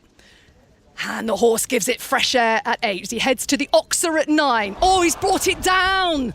Oh, you could hear the big sigh from the crowd as he heads over the treble. He's navigated that. He's at fence 11. There are 3 from home for the French rider as he heads to 12, which is the oxer decorated in beech huts. Now this tricky double. It's 2 uprights. He's got over this. This horse keeps kicking its back feet out as he heads towards the oxer at the last. And he gets a round of applause, but it was 1 down, and in a really, really, really tight competition like this with no wriggle room, that could hurt France, and they sit in silver medal position behind the USA. USA with 4 penalties, France in silver on 7, but Britain have just 1 penalty point, so they just have 3 penalties in hand, Britain. Tina, that just describe how slender that is now, that for Scott Brash and the pressure he's under. Yeah, Britain he has got to jump clear because he's got that 1-time penalty. If he has a fence down, that'll mean that we will end up behind the USA. So this is unbelievable amount of pressure now for Scott Brash. And that French horse, gosh, she was jumping a lovely chestnut mare. She was really trying, kicking her legs away, but you can see the disappointment, which meant that the gold has gone away from them now for the French team. They won silver in the eventing competition. I think they were hoping for gold this time, but now it's down to Scott Brash. And Scott Brash hasn't entered the arena yet. I can only imagine the butterflies going around Scott Brash right now. He's a pro though. Look, he's done this before. They won team gold in 2012. How much is that going to count at this level? Oh, absolutely. And he's probably kept his horse out of the arena. He knows that the crowd will be going wild, which they have been, that he doesn't want to worry his horse and keeps it calm. So Jefferson, even though he's an experienced horse, there is a reason why he's just delaying now coming into the arena. They have a little walk from the warm-up down a little narrow alleyway past the grandstand before the horses are welcomed into that arena and see the crowd for the first time. So he's probably taken his time bringing the horse into the arena, but he won't be able to wait for too long. But anything can happen. You could be warming up and horses can pull a shoe or anything, but maybe they're just checking that the boots are all comfortable, the horse hasn't got too sweaty, so there's no slipperiness on the tack. Here he comes. So he's actually trotting down into the arena, so they wanting to get the preparation just right as he trots into the arena now, looking as if he does this every day of the week. Unbelievable tension, because as Tina described, Scott Brash, 38 years old, he's from Peebles in Scotland, he's now based down in Horsham in West Sussex, has to go clear for Britain to win gold. He's riding this experienced horse, Hello Jefferson, Jezza to his mates. He's 15 years old, he's a 16-1 Bay Gelding, and he, interestingly, Tina, he's just taken him up to fence 7. That's that really ugly beige, looks a bit like the bottom of it, looks like the feet of the Eiffel Tower. It's narrow, it's got a really delicate pole on top. Yeah, you have that opportunity to go in before the bell rings to show them a fence if you've got a horse that might get a little bit worried about something, because the horses don't see these fences. They see them for the first time now when they're in the ring. Scott Brash for Great Britain is over the first fence as he swings left, come towards me directly. It's a vertical to a big oxer at 3. And now it's this double, another wide, big oxer at the first part of the double. He's going over the vertical. He's clear through 4 as he swings round. He's now in the bottom left-hand corner of the arena. He swings round to the oxer like the French bistro. And he gives that one fresh air. Now he's heading towards the oxer that is the Arc de Triomphe. Now it's this fence he made sure the horse had a good look at. And he's cleared it. Well done. He's over at fence 7 as he now swings. He's in the bottom right-hand corner of the arena. He's swinging round to this wall at fence 8. And he's cleared that. He's coming to 9, the oxer. Oh, with every step he takes, he's getting closer to gold for Great Britain. But it's this complicated treble. He's got over the second part. He stood off the third part of that, but he cleared it. Now the planks, and he's given that huge fresh air. He's just 3 from home. It's the big oxer at fence 12. Go on, Scott Brash, 2 from home. It's this really difficult double with the 2 uprights. He's cleared, but he's 1 from home for Britain to win Olympic gold. He's done it! It's Olympic gold in the show jumping for Great Britain. What a stunning round from Scott Brash. And hello, Jefferson. That horse gave these fences fresh air. For 1952, Helsinki team gold, 2012 in London, and now 2024 in Paris. Britain are triumphant. They have jumped their way into the history books. Tina Cook. Oh my goodness! Oh my God! I was holding my breath here. I'm here in Brighton in the UK, and I wish I was there. To the crowd. Oh, that was magnificent, Tina. Absolutely magnificent. I mean, they just gave everything, and look at see the expression on Scott's face. The crowd are there holding their breath, the support team. This is an special moment, and the horse really, really tried for him. That is a partnership that you just dream of. It's gold marked for Great Britain. They finish on 2 penalty points. Silver for the United States on 4 penalty points. The margin of victory for Britain was just 2 penalty points. And France, the home nation, in bronze with 7 penalty points. We have witnessed history here, and a little footnote, Ben Mayer, who went first today for Britain and took gold, has become the first British rider to win 3 Olympic gold medals. Magnifique! Sonia, thank you. Just watching the TV pictures back, and as ever, Tina Cook in these instances. It's probably worse for those watching on, coaches, members of the backroom staff, all of that, than it is for the actual person on the horse, looking at their reactions. Tina? Oh goodness me! I'm watching the screen. I got into a little trance then, just watching all their faces. I mean, it's the horses that the riders have been extra special, but those horses just gave us so much, and I'm just so proud of them and the whole British team. The slightest of touches, we wouldn't have been walking away with anything, and it's a gold medal for Britain, and what a performance. And to go, I mean, we talked about it with Harry Charles and his age, and obviously you would explain that he's much older in horse experience than necessarily his actual age on his passport. But then you look at the pressure of Scott Brash going in as the final rider with everything on the line. Yeah, Scott's 38. He's hardly an old man, but he went in there and he was obviously taking his time, coming down from the warm-up arena, wasn't going to be flustered. And the more that you're exposed as a competitor to these situations, I mean, for some people they're not born to be athletes, that don't want pressure, but these guys thrive on a bit of pressure and know how to handle it. Everybody makes mistakes in sport, and you have to learn from your mistakes if you get affected by what is going on around you, or even if they get on their horses and they think, gosh, they don't feel quite as good today. Now, how do I deal with it? What do I do with this situation so that I can get them jumping the very, very best in that arena? And that might doing more gymnastic exercises, doing less with them, and it's just getting it right just for those few minutes that you're in the arena, that your horse is able to perform at its very, very best.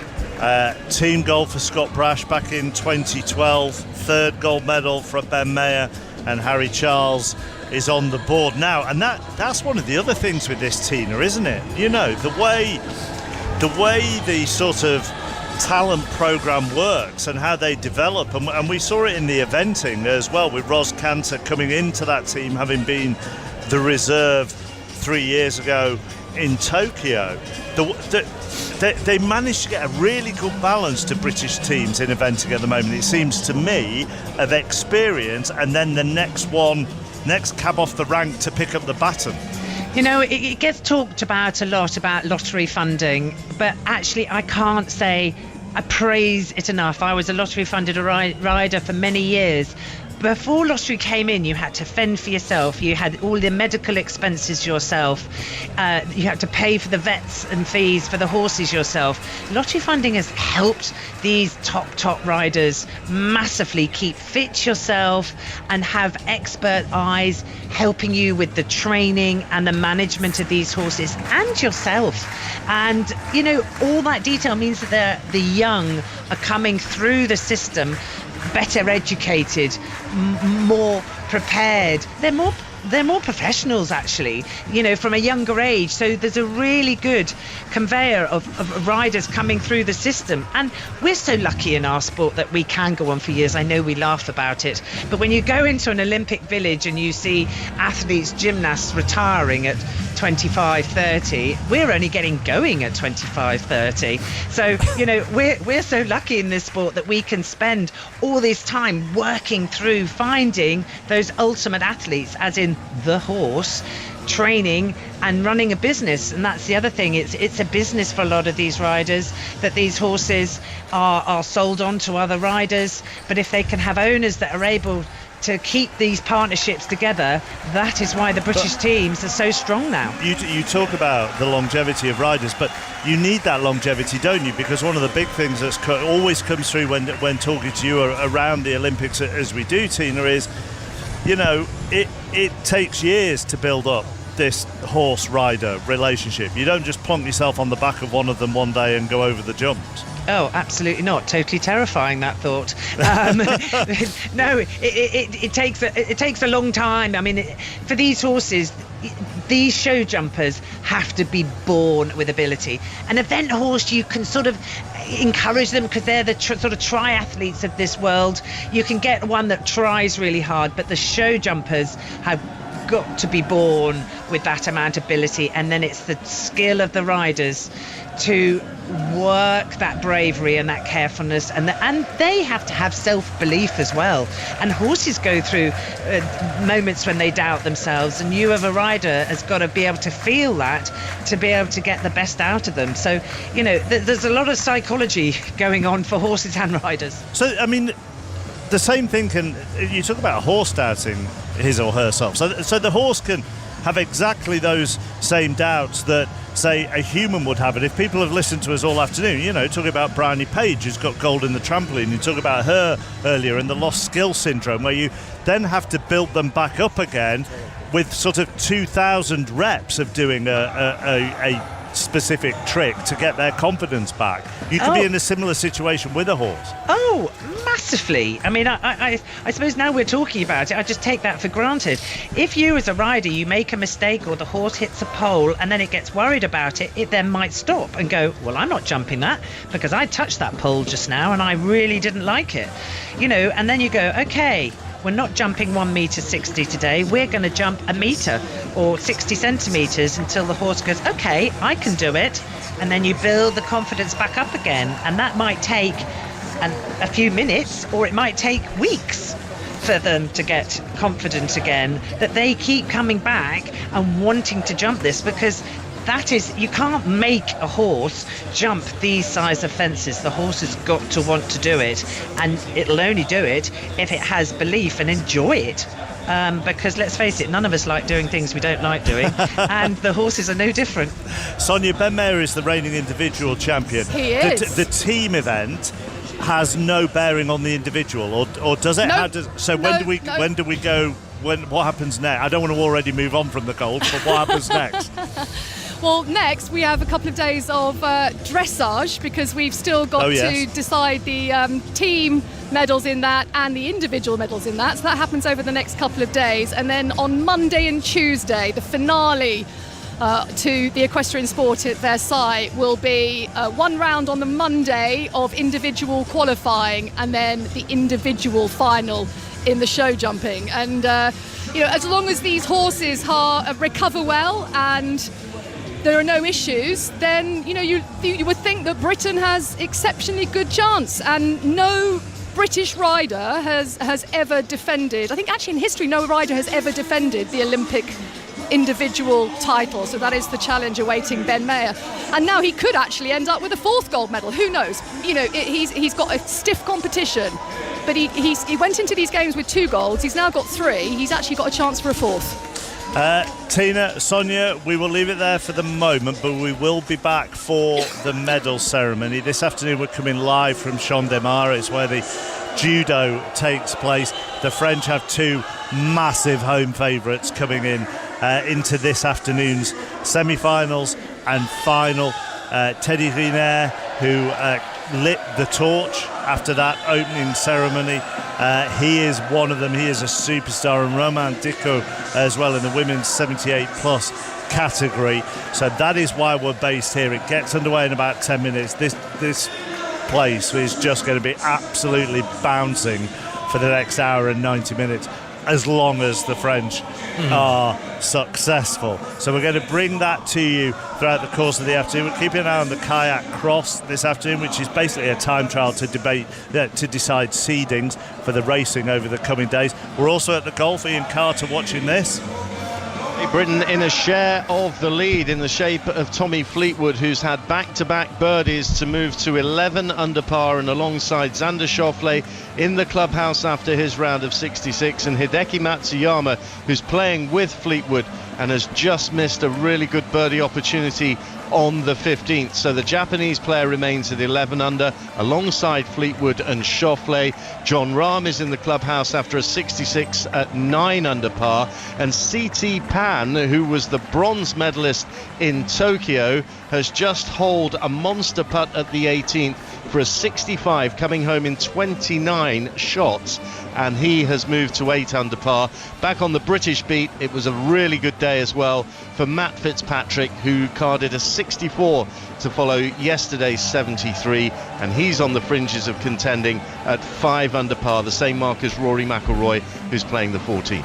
Let's go to Maz Faruqi watching the tennis at Roland Garros. Igor Swiatek underway in this women's bronze medal match against Anna Karolina Schmidlova of Slovakia, and Swiatek with the break in the first set. Her defeat at the semi-final stage yesterday, probably the big shock of this Olympic tennis tournament, given her dominance here in the French Open on the road clay of Roland Garros over the last few years. And there's plenty of Poland supporters out here on Chateauray for her, one holding a flag aloft just to my left where they've written in big black letters, Queen of Clay. It won't be gold for Swiatek, but it could be bronze. She leads by 4 games to 2 in the first set. Okay, thank you. Let's find out if this is going to be a sailing update or a wind update from Shoujo Osaka. Probably both, actually. Shoujo? Yeah, disappointment. Gosh, sailing can be really frustrating at times. The wind has been so poor this afternoon, they have decided to call the events of the rest of the day. So the windsurfing that we were so looking forward to, with Great Britain's Emma Wilson going for gold potentially, has been postponed till tomorrow. They've got to go through the quarterfinals and the semi-finals before Emma races in that final. So it will be tomorrow. There is Sam Sills of Great Britain who's got to go in the quarterfinals of the men's event. But as I say, no more sailing today or surfing or anything like that. They've got a couple of medal ceremonies for the skiffs, the women's and the men's, and the windsurfing will take place tomorrow. What time? We await to see, because they haven't quite announced that yet. But I'm afraid more disappointment in terms of action. Shoujo Osaka there. Our next reporter sent me a WhatsApp 25 minutes ago saying, don't get all excited when you come over to me because you'll be disappointed. So here's John Akers. This is a difficult sell. The event itself isn't a difficult sell. Kayak cross or extreme kayak. If you've not heard of it, this is the idea of it, okay? There's a ramp suspended 2 meters above the water at the start line with 4 kayaks lined up. All the same, these kayaks, they're plastic and not carbon fibre, and there's a reason for that, as you're about to hear. They're all dropped into the water at once, and then they all go through a series of 8 gates. 2 are upstream gates and 6 are downstream gates, and they race to the finish. Contact is very much allowed, although if it's deemed as dangerous you can be disqualified, but it takes quite a lot to get disqualified. And the reason it's a plastic kayak and not a carbon fibre one is because someone could get seriously hurt. I mean, expect broken ribs, broken bones, broken hands. Some of the athletes, some of the paddlers have been going down, like Jagu of Ireland, wearing a full crash helmet. He looked like the Stig going down a little bit earlier on. Unfortunately, today is not that. Today is them qualifying for the seedings, as you said just a moment ago, Mark. So the fastest one down will be seeded 1 and will go with the man seeded 38th, for instance, and the women, Kimberly Woods going in just a bit. She will be seeded 1 if she comes first in terms of a time, and she will face those who have done less well when they go to round 1 and then the heats and then the final. There are 4 days of this kayak cross, but I think you're going to like it when you see it on the TV screens. Great Britain have got the #1 in the world in both men's and women's kayak cross, Joe Clark and Kimberly Woods. And it is going to be spectacular, a bit like BMX racing, which is on at the moment, and there are medal opportunities for Britain later this evening in that with Kai White and Beth Shriver. But it is, as you say, it is an elongated process to get to the medal stage. Yeah, medals on Monday and a whole weekend of 4-person matches before that, round 1 and then the heats and then the semi-finals. It will be spectacular. I think you really will enjoy it. By the way, Adam Burgess has gone already in his time trial, and at the moment he's 9th fastest. This isn't his speciality. He's a specialist in a canoe. That's a single paddle kneeling down.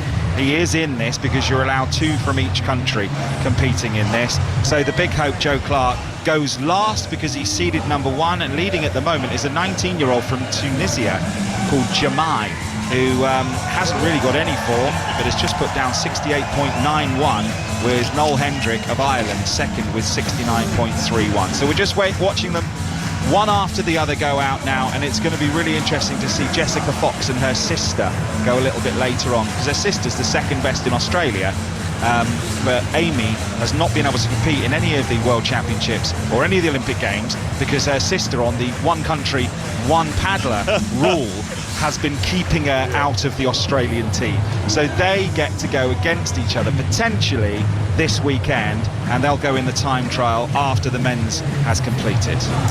John Akers watching the time trial then for the kayak cross. Thank you. Good game so far for our rowers. 7 medals, including 2 golds. So that's 4 more than Tokyo, and there's still 1 day left. Let's hear how Imogen Grant and Emily Craig got on in the lightweight double sculls.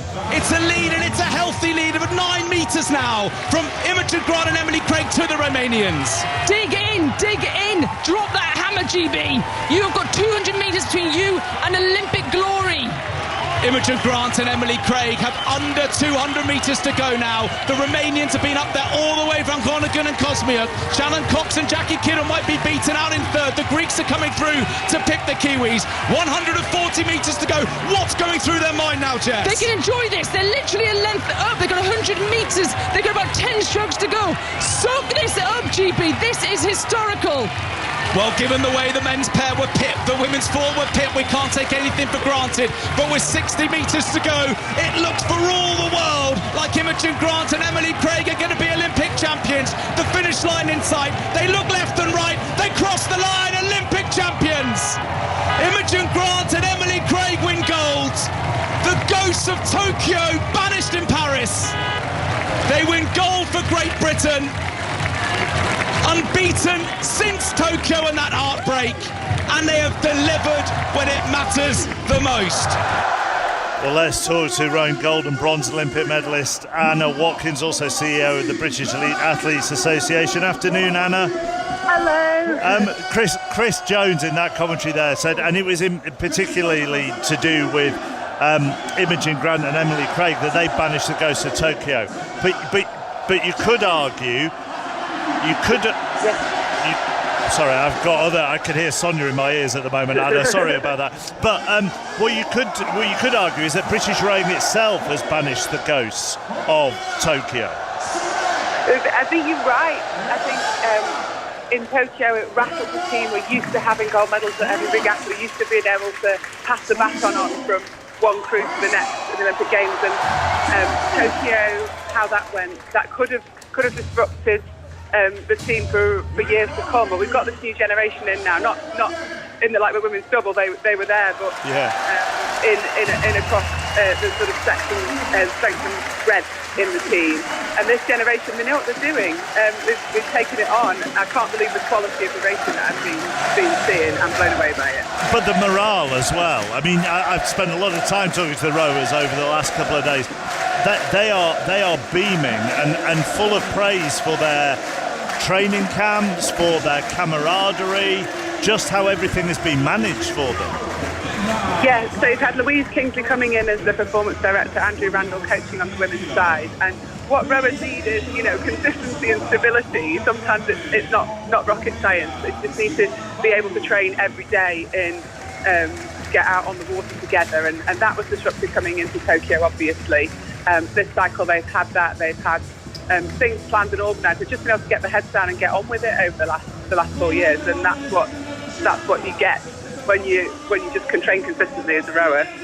And just quickly before I go back to the medal ceremony for the show jumping, where Britain have won gold as well, just for Emily Craig and Imogen Grant to miss the podium in Tokyo by 0.1 second, and to respond to that by being unbeaten from then until now, shows incredible mental fortitude, doesn't it?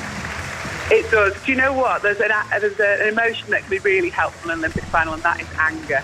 And that's what will have helped them through those painful parts of the race. And no doubt for the last 4 years, I know they've had their photo of the photo finish from Tokyo on their wall to motivate them through training. And that pain, that emotional distress, it's the thing that can make the difference to you when that makes you want it more than the other person, because you know what's on the table more than anyone else, how much it matters to take the pain now and have the glory later. Lovely to talk to you. Thanks for coming on, Anna. Really appreciate it. That was Anna Watkins, a gold and bronze Olympic medalist in the rowing in the past, on the success that Britain have been having here in Paris. Riders and horses are ready for the medal presentation in Versailles. Sonia McLaughlin. And what a glorious scene it is. We have all 9 horses in the arena. There's a phalanx of photographers right in front of the podium, which is already been put up, ready for the medalists in the team show jumping. We have France in bronze, the USA in silver, and Britain in third. The horses being, the wind's got up here a little bit, so but these horses being walked around by their groups. Some are standing patiently, others are just needing to be exercised and moved around just to keep them calm. Not a single person has left here. The stands are packed. The flags of all the nations on the top stand to my left are fluttering in the breeze as the riders step forward now, and the French team take their hats off and hold them up to the crowd, who give them a warm applause as we await the medal ceremony for the team show jumping at the Palace of Versailles. Les médailles seront remises par.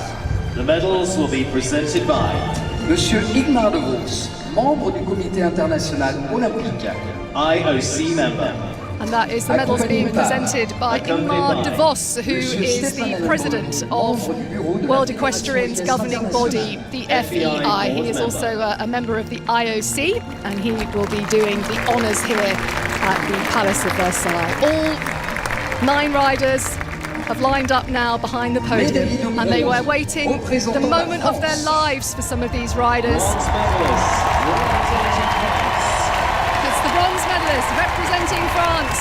You heard him say that Simon Delestre, Olivier Perrault and Julien Epaillard get a warm ovation from the crowd here. Lots of fans here with their flags, the colours of the tricolore, applauding the trio from France who have won Olympic bronze here in the team show jumping. Tina Cook, you've done one of these medal ceremonies. You did it in London 2012. You was a bit worried that the horses are going to behave themselves or not. You know what? It's when you get that opportunity to go there, receive your medals, and that's your time where you're able to just go out of that bubble and like, right, this is the Olympic Games. I've won a medal.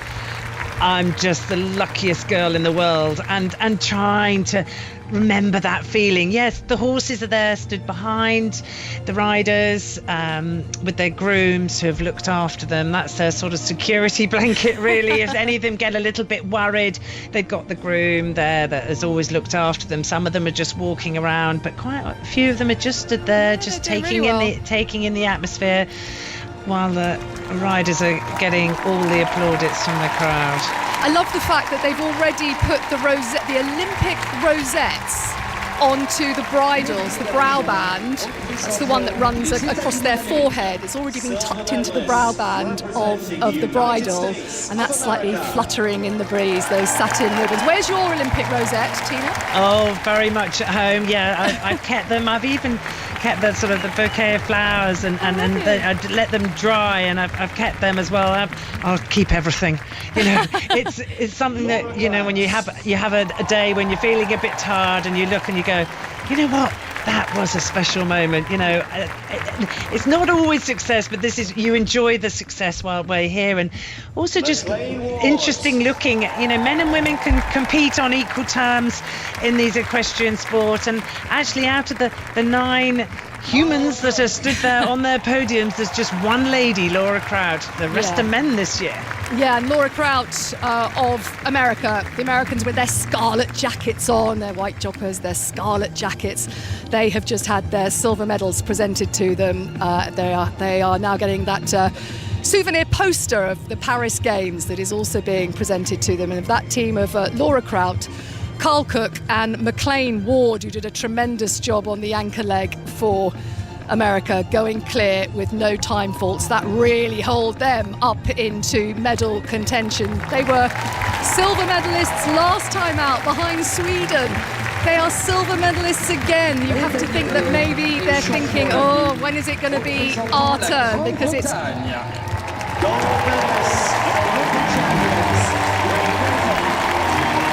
And Ben Mayer, Harry Charles and Scott Brash step onto the podium. They've taken their crash hats off. They wave them in the air to salute the crowd.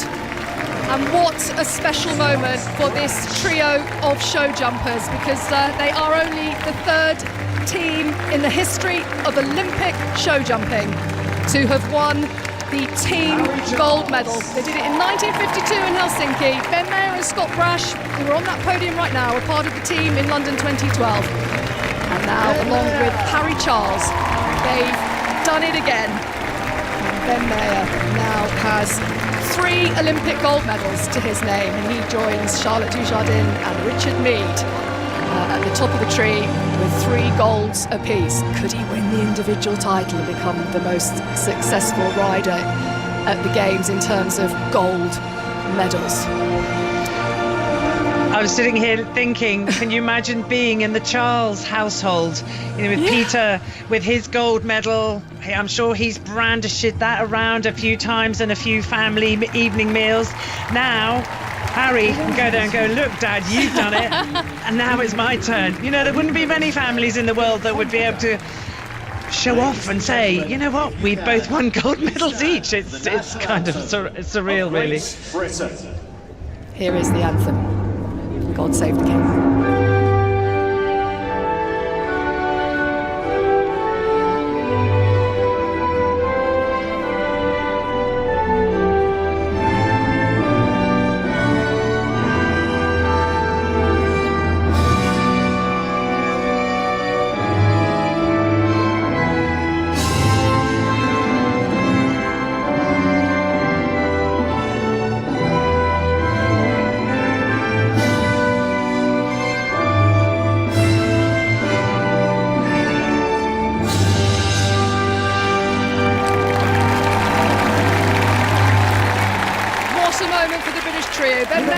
Charles Scott Brash. They are the Olympic team show jumping champions with their horses, Tilly, Romeo 88 and Jefferson, who are patiently standing in this sand arena. And Tina, when you think about what they've achieved here, of the 9 nations that went through to the final, they were the only trio that posted 3 clear rounds.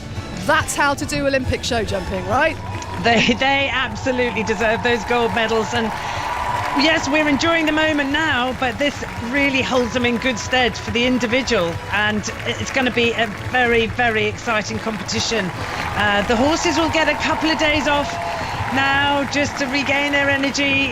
The teams have all now stood the podium together, the French and Americans all showing the photographers their medals, and they're all looking actually quite a dapper looking lot, really, don't they? You know, the boys are there, they can take their hats off, Laura with her hat on, but now they've got to walk over and get on their horses. You've got everyone watching, you get a leg up, or some of them might be able to jump straight on their horses, the horses waiting for their jockeys to walk back, get on their horses, ready for the lap of honour. Yeah, if this was me getting on a horse of my old bones, I want a mounting block. But no, this lot, they're way more. Some are getting a leg up from their grooms. I always use a mounting block because I'm old. But they wouldn't have time to bring you a mounting block out there. In the middle of an Olympic arena, no, I appreciate. No, some are managing to get up on themselves, others are indeed, majority, getting a leg up from their grooms, Mark. And now this is my favourite bit. This is the lap of honour. The crowd get involved, they play the music. This is when the horses can actually gallop freely around this arena and celebrate what they've achieved here. And then the last trio, the British trio who have won gold, will be allowed to do a lap of honour on their own, and it is just truly a fabulous spectacle. Sonia, Tina, thank you very much. It's been a very good day for Britain. 3 golds so far. There could be more to come. I'm looking at the BMX later on. That's a big possibility. We've got more swimming to come this evening as well, with Alistair Bruce-Ball and Steve Parry and Karen Pickering. But the gold so far in the team show jumping, as you've just been hearing with Sonia, Bryony Page in the trampolining, and Emily Craig and Imogen Grant in the lightweight women's double sculls. We're live this afternoon from Champ de Mars for the judo, because 2 French superstars are going in the next half hour, 45 minutes. So the atmosphere could be sensational. 12 minutes past 3, Richard Foster has a news update. The voice of the UK. This is BBC Radio 5 Live. The Kremlin has admitted that a convicted hitman released as part of a prisoner exchange yesterday was a Russian FSB agent. Vadim Krasikov was serving life in Germany for the murder of a former Chechen rebel commander in 2019. Amy Mackinnon is from Foreign Policy magazine. US officials worked this through the back channels. Kamala Harris, during her meeting with the German Chancellor Olaf Scholz at the Munich Security Conference this year, quite dramatically at the end of her meeting, according to a White House official, asked all of their aides to leave the room because this was so close hold. They really wanted to keep this under close wraps to avoid, blowing up the deal. The chair of the National Police Chiefs Council, Gavin Stevens, says extra police officers will be on the streets this weekend following recent riots in Southport, Hartlepool and London. The violence began after false claims that the suspect in the Southport stabbings was an Islamist migrant.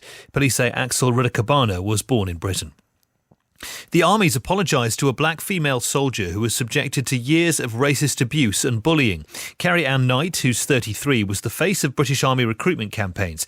She took her case to an employment tribunal and has accepted a substantial settlement from the Ministry of Defence. The Culture Secretary says Hugh Edwards should return his salary after he admitted accessing images of child abuse. The former news presenter was paid after being arrested in November, up until when he resigned in April on medical advice. Hundreds of mourners have been to funeral prayers for the Hamas political leader Ismail Haniyeh in Qatar. He was assassinated in Iran on Wednesday. His coffin's now been buried in a cemetery near the capital Doha. Our correspondent Orla Gurin is there. To many in the West, he would be seen as a supporter of terrorism, but to many here, he is a defender of an oppressed people. There was a lot of talk of revenge. One man on his way into the funeral prayers said, in relation to Israel, they are killing us, so we will kill them. We want revenge. And Rolls-Royce is giving all its staff shares worth around £700. Each worker will get 150 shares. The company's announced profits of £1.1 billion in the first half of this year. That's almost double what it made at the same time in 2023.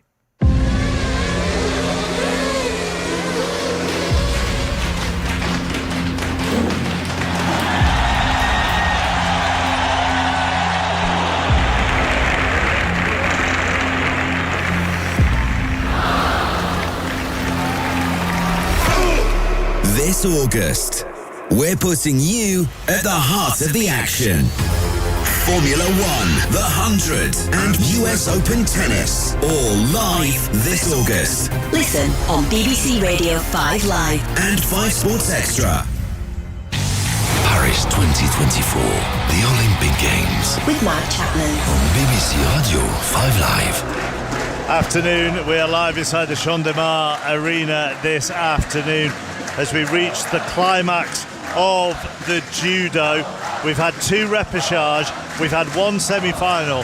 Just before the first semi-final, Steve Bond said to me, and bearing in mind he hasn't done any judo this Olympics, said, the Israeli competitor Raz Hershko is a serious competitor. 5 seconds later, she'd won by ippon against her Turkish rival Kera Özdemir, and that was over. So that means now the atmosphere is just going to ratchet up a couple of notches, because the second semi-final, Julien Laurent, involves the French favourite, the home crowd favourite. She's taking on a Brazilian, Beatriz Souza, but we are ready very shortly for the arrival of Roman Dico. And her arrival is better with the mic on. Her arrival, Chappers, is going to be something else. There's the little crowd over there of ultras yes. in front of us, and a bit on the left, like Bunsey saw this morning. And she's a Parisian too, so everybody is here. We saw Omar Sy, the actor, the Lupin actor, and many other movies, who kind of like started the session this afternoon with the 3 baton. Oh, is that what that was? Yeah, that was Omar Sy, and President Macron is supposed to be here, Zinedine Zidane as well. They're all here for Roman Dico and Teddy Riner. You're not meant to say that Macron's going to be here, because they cleared the area, they did a sweep for everything, and Jules is just alerting everybody that Macron's going to be here. With Zidane. Maybe they were sweeping for Zidane. Maybe, exactly. Oh, maybe for you, Bunsey, yeah. You know what, you can sense Somebody somewhere is going to spot him, aren't they? You can sense it. I mean, people who are volunteering here in the arena have come up to the back row of this media box. With your press pass, you can get into all the different events if you can, so there's standing room only for those who have come to watch it as well. And now, guess what is about to happen? She is 24 years old, is Roman Dico. She is here at her home Olympics in a semi-final in her 78 kilo plus category. She is also, might as well say this now, and we can repeat it if she gets through to the final, but she studies aeronautical engineering at the Sorbonne. So on the one hand, she's doing the judo. On the other hand, she's studying aeronautical engineering. And that's because her dad, right at the very start, said, you could do the judo, but you need something else as well as the judo. So she went aeronautical engineering. Really impressive. She's the world #1 as well, so it's not even if the studies were a problem for the judo. She's as brilliant as good, and she's on the tatami. Her mum does her hair as well before she fights every single time. Always does the white braids to relax her, just to relax her mum as well. There's a little bit of French red and blue in there to go along the white. The crowd at a home game supporting a home athlete is very special, and they are on their feet. She's the world ranked #1. She's going to be in the white suit for this. And the other thing that I noticed, Jules, about every event that we go to here, they have massive cardboard cutout faces. It doesn't matter whether it's judo, fencing, handball. Are they provided by the organisers? No. Or is there somewhere that's selling these? is? I don't know. We mentioned it with Kelly last night as well. She always gets there before me. Because it seems like it's just us, like it's just the French fans. Because Australians or Americans or British could have the same for their athletes. I tell you what I think it is, Chappers. I think that about 6 weeks ago they popped up all over Paris. These people are coming, probably advertised by a bank or one of the travel companies. And you know what the French people did? I'm going to tell you now, they stole them. and they kept them for 6 weeks for the Olympics, because I've not seen them, and that's the only explanation I can find, Chappers. Where Kelly leads, Jules, I follow. That's the story of my broadcasting career. They're underway. I've no idea how you want to do this, Bunty. I probably should have asked you before we started. We're just going to do it as three people up here enjoying every second of it, and when it's over, we'll punch the air, or maybe we won't punch the air. It's that simple. I saw Sousa, the Brazilian, this morning. I also saw this morning Dico was particularly workmanlike this morning. Showed up, did the business, and was gone all inside one round. I mean, we talk a lot about pressure in the Olympics. We've just done it with Team GB and the eventing, and the pressure of going last when you know that your colleagues have put you in a gold medal position. You know, the rowers earlier, from Britain's perspective, unbeaten since finishing fourth in Tokyo all the way until the race today, which they did win. And Dico has that as well, as a Parisian, Jules, and as a world ranked number one. You're right, and as we said earlier, it's still no gold for this French judo team, men and women combined, and there's still, obviously, Riner and Dico today. There's the mixed event tomorrow where you compete with men and women in your team, but no gold so far. Even if with 7 medals, it's not good enough. So the pressure is high on Roman and on Teddy today to finally deliver that gold. And remember, Chappers, in these individual sports where it all comes down to 3 minutes or 4 minutes in the judo world, okay, these are not just brilliant athletes. They've got something different inside them, and there is a difference. I call them big event, in my business, they're big event boxers, and in this case, it's big event judoka, and that's the difference sometimes between winning and losing. The ability to play to a stand like that, like a sea of people waving flags. Zidane over there, Macron over there. That's a different kind of inbuilt skill. They are standing up in all the stands here that surround this rectangular tatami. There's a banner on the other side that they're holding up that says Tous avec Row. The reason it says that is because the final person on the end is more interested in watching the judo than holding up the banner. So I'm guessing it should say Tous avec Romain. Yes, Romain, yeah, exactly. I told I noticed this morning, Chappers, is that if it goes to the close to the end of the round, the sweat, they come on with these enormous mops, and you can see the close-ups of the women here. The sweat, it's dripping off them like they have a tap underneath their chin. So they are still pointless. There is 1 minute and 40 left to go of this semi-final, and what happens is you win the semi-final, you're into the gold medal match, lose the semi-final, and then you have another bout, and if you win that, you will win a bronze medal. There are 2 bronze medalists in the judo, and then a silver and a gold, and we are 120 from the end of this, and it is pointless. And what I've seen by watching a lot of judo on French television, because they don't show a great deal else than the judo, is that you then go into a bit like the other night when we were at the fence, a golden score. Yeah. Golden score. Exactly. So it's a bit like extra time if you want, where the first athlete to score something. So Ippon, you win straight away. Ushimata, for example, which is another movement, or Wazari, you win 1 point. So you've got 1 point on your screen, and that could be enough towards the end. But in the golden score, the first to score is enough. There's also the warning. So you allow 2 yellow cards, which is warning for not competing, for example, just being defending. Being too passive and lying on the floor. Exactly, not doing enough. After 3, it's a red, and then the red you lose. So there's different ways, and the most important, just to finish technically, at the start is to grab the judogi is the kimono that they're both wearing. To grab it in a way, so at the collar, in the sleeve, so you can then do your movement to try to get to a Ippon or Wazari Ushimata. It is still pointless. Both of them have a yellow card at the moment. Both of them are actually prone on the mat at this stage. The Roman Dico has just got a little cut on her nose as well when we saw one of the close-ups. But as yet, we are still waiting for something to be decided, and there is a little round of applause from the crowd, kind of relief that Dico got away with that there was no problems and they could start again pointless with 25 seconds to go, Steve. This is a very physical match. We don't know enough to know how many times they've met each other this year in World Championships, in the Paris Open. We don't know, but they know each other. That's why I think what we're watching here is really technical judo, high-level quality judo. Roman Dico, bronze in Tokyo, gold, as Jules says, in the team event. And when we talk about the popularity of judo, that's both men and women here in France.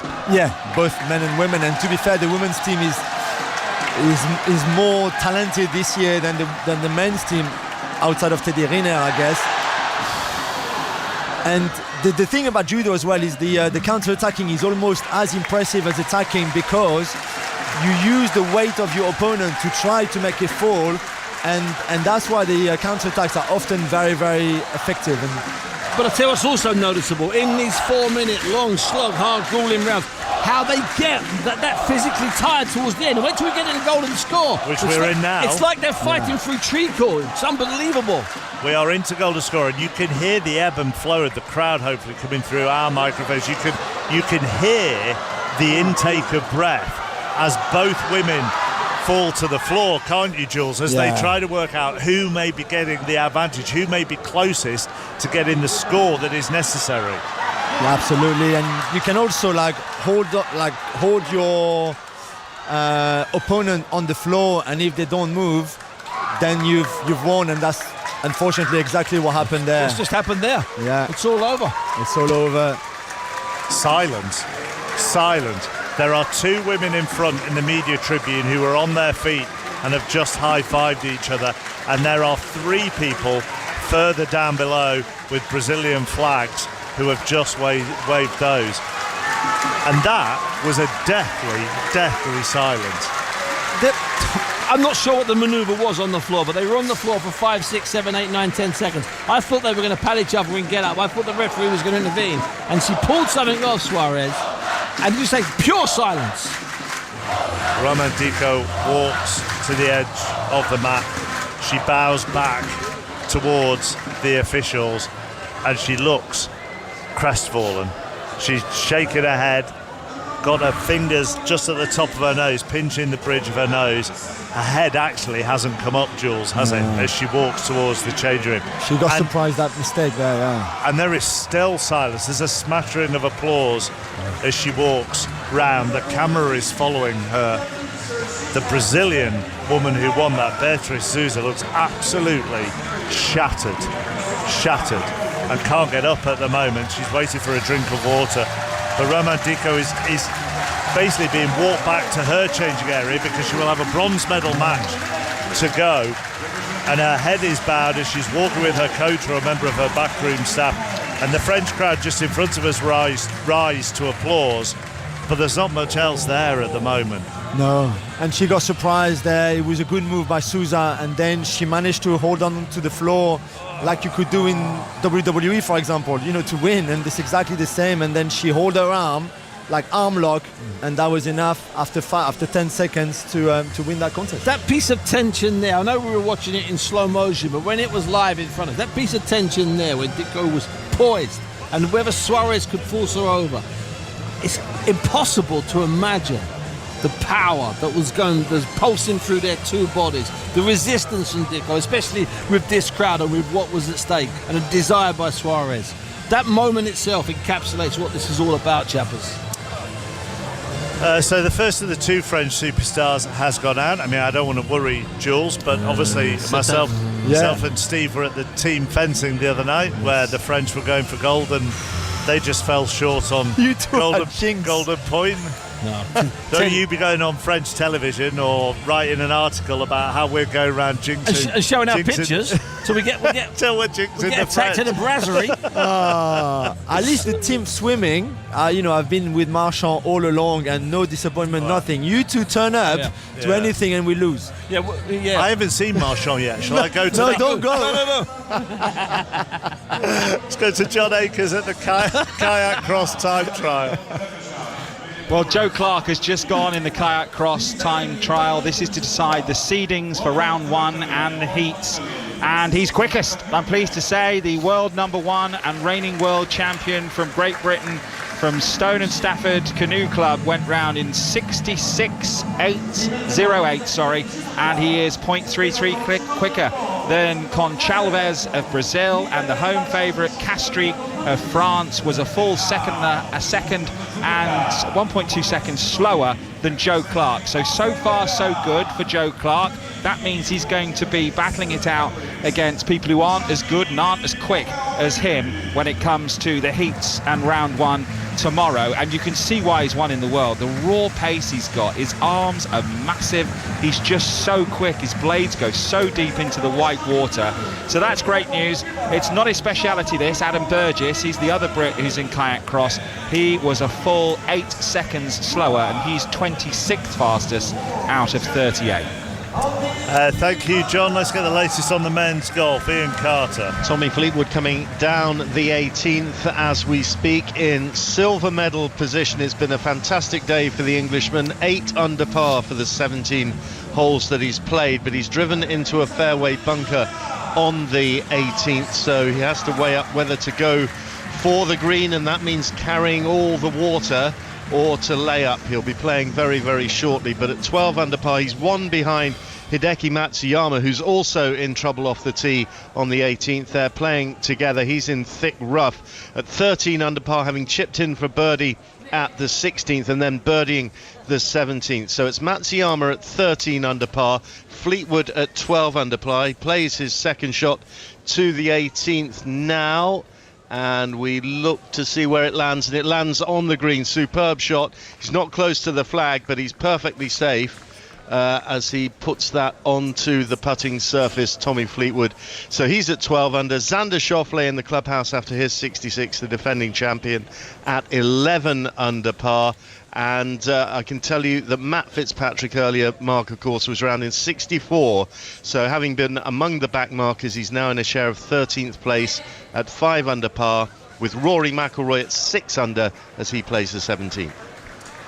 OK, Ian, we'll go to Mas Friki next, watching the tennis. Not the gold medal for the world number 1, and she was very emotional, Iga Swiatek, after defeat in her semi-final yesterday. But maybe this victory in the bronze medal match in straight sets might lessen the disappointment for her at these Olympic Games. Swiatek beating Anna Karolina Schmidlova of Slovakia for the bronze medal here in Paris in the colours of Poland.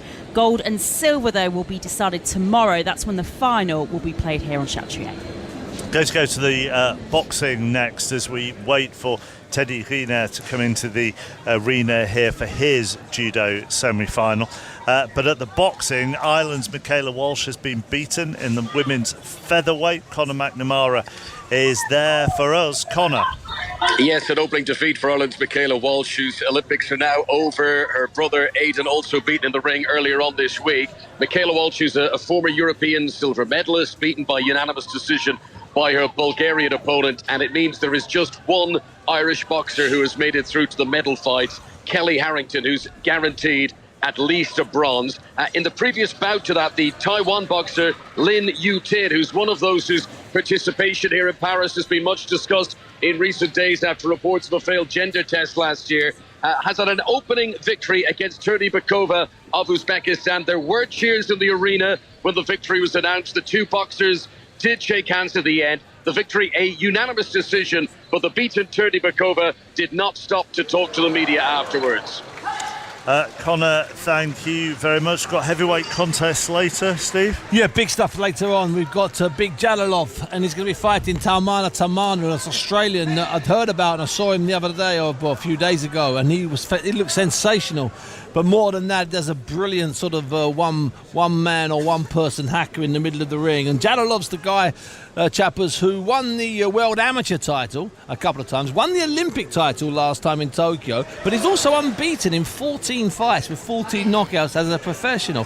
He has so far collected from the Uzbek government just shy of $1 million in bonuses for coming back from these mad events. And in fact, if there wasn't the other story at the boxing, that would indeed be the story, because it's one that it's dividing people. There's an awful lot of professionals involved, including the woman that's going to be fighting Kelly Harrington in the semi-final, whose name is Beatrice Ferreira. They met in the final in Tokyo a couple of 3 years ago, and Beatrice Ferreira has subsequently turned professional, and in her 5th fight 3 months ago, she won one of Katie Taylor's old professional titles. She's back here, fought her way, and she fights Kelly Harrington in the pick of the boxing. In fact, might be the pick of the whole 16 days. France's poster boy is 1 win away from bronze. Bilal. Yeah, Bilal. You know what? He is the poster boy as well. They absolutely adore him. They love him. There's been one or two French floating through, and they really get behind them. But I found with the boxing crowd, they just get behind anybody. Right. But they love Cindy Ngannou, the refugee. Every French man and woman in there backed Cindy to the hill. Should we go and watch Bilal? Oh, absolutely. Yeah, let's go. Well, no, you two. And we've got a friend over there called Tony Yoka, who's the guy I've told you the story, won the gold medal in 2016. In fact, that was when you lost out to Kelly. You didn't give me time, so I sold the story to Kelly in the evening show. And, she got that again. It's been voted the story of the week. Anyway, I think we'll get Tony Yoka there from the 2016. 38 in the men's. She absolutely threw it down the course. Honestly, so quick. She went quicker than Adam Burgess. Sorry, Adam, and sorry, Dean and Carol, who were listening, his mum and dad. But yeah, went really quick down the course. So that's what we're watching at the moment, Mark. Well, Adam Burgess doesn't really do this, does he? He was telling me the other night. So this is. He didn't go quite as far. I don't want to put words in his mouth. He didn't go quite as far as to say to me he's going to have a bit of a laugh with this. But given he's got his silver medal and he doesn't normally do this, he's just going to enjoy it. I think so. I think you can read between the lines. A lot of the purists think that this, is a bit of a novelty event. However, I've watched it, and for me, as someone who knew nothing about the sport 8 days ago, I think it's brilliant to watch, and I think the public and you are going to really, really enjoy watching it. But the purists who are used to precision and not clipping gates, you can hit these gates which are padded, and they have to be as hard as you like, and the plastic canoes which are all the same, weighing 8 kilos. Some of the purists and some of the people who are in this sport don't really like it. But if you've just watched someone drop, haven't you, off that ramp? If you are someone like Joe Clark, who is just speed, all out speed and aggression, you're going to love this, because you're going to be good at it, and he is. He's number one, and so is Kimberly Woods. So big medal hopes, but we don't get the final until Monday. John, you mentioned there, Spunty, about the 8 kilo plastic kayaks. You make it sort of sound like they're just randomly thrown in the water. The kayak, are they individual plastic kayaks, or are they supply? Because of the nature of this sport, I'm not quite, because we've never seen it before in the Olympics. I'm not quite sure. Are they randomly selected, or are they just given one? Here's your 8 kilo kayak. Go, put your helmet on and go down. Bunsey, you are absolutely right. They are given a random kayak, put in it, and thrown down the water. They'll have to make sure they fit into it. So some of the bits inside where they sit down their seat, that'll have to all be adjusted for them. But these kayaks are all from one supplier, and they are all identical. And they're plastic for good reason, Bunsey, because if they use the carbon fibre ones, someone could die. I mean, it is that ferocious on the way down. People do get hit by these on the way down when they go head to head. You'll see it, Bunsey. And honestly, people do themselves some serious damage, because one of those goes into your ribs, at full speed. The how hard Joe Clark can paddle and how deep those blades go. He gets some real speed up down this course. So there's a reason they're plastic, and they've got a slightly rounded end. And it's because it's ferocious and it's fierce and it's competitive and it's dangerous. We are about a minute away from the medals starting to be decided at the judo, and the first athletes coming out for the first bronze medal contest. So whilst we wait for it all to get underway, because the Frenchwoman Roman Dicot goes in the second bronze medal contest, we can just go back to the show jumping success. Scott Brash on Jefferson secured Britain's 9th gold of these games in that show jumping final, and Sonia afterwards spoke to the team. I'm going to start with you, Scott, because I cannot imagine the pressure that was on your shoulders ahead of that final round. What on earth was going through your mind? Listen, I think there's pressure on all of us when it's only a 3-man team. Every score counts. So. Oh, come on, you're being modest. Honestly, my heart was in my mouth. Are you sure yours wasn't? No, listen, I was just fortunate to be in that position. The guys done and rode unbelievable to get me into that position, and then just wanted to deliver for them as well as everyone that puts all the hard work in behind the scenes, and for your family, friends, and the whole country. You want to deliver. So just try to stay focused on my horse and how I felt I should ride the course to suit him to try and jump clear. It took a while for you to come into the arena. I was chatting to Tina Cook on air. I was starting to say, where's Scott Brash and hello Jefferson? What was happening behind the scenes? Yeah, to be honest, I was pretty forward thinking even this morning. I said to the guys, I said, don't put me behind the French, will you, if I'm coming in last, because the crowd make a bit of a noise, and my horse is very sensitive.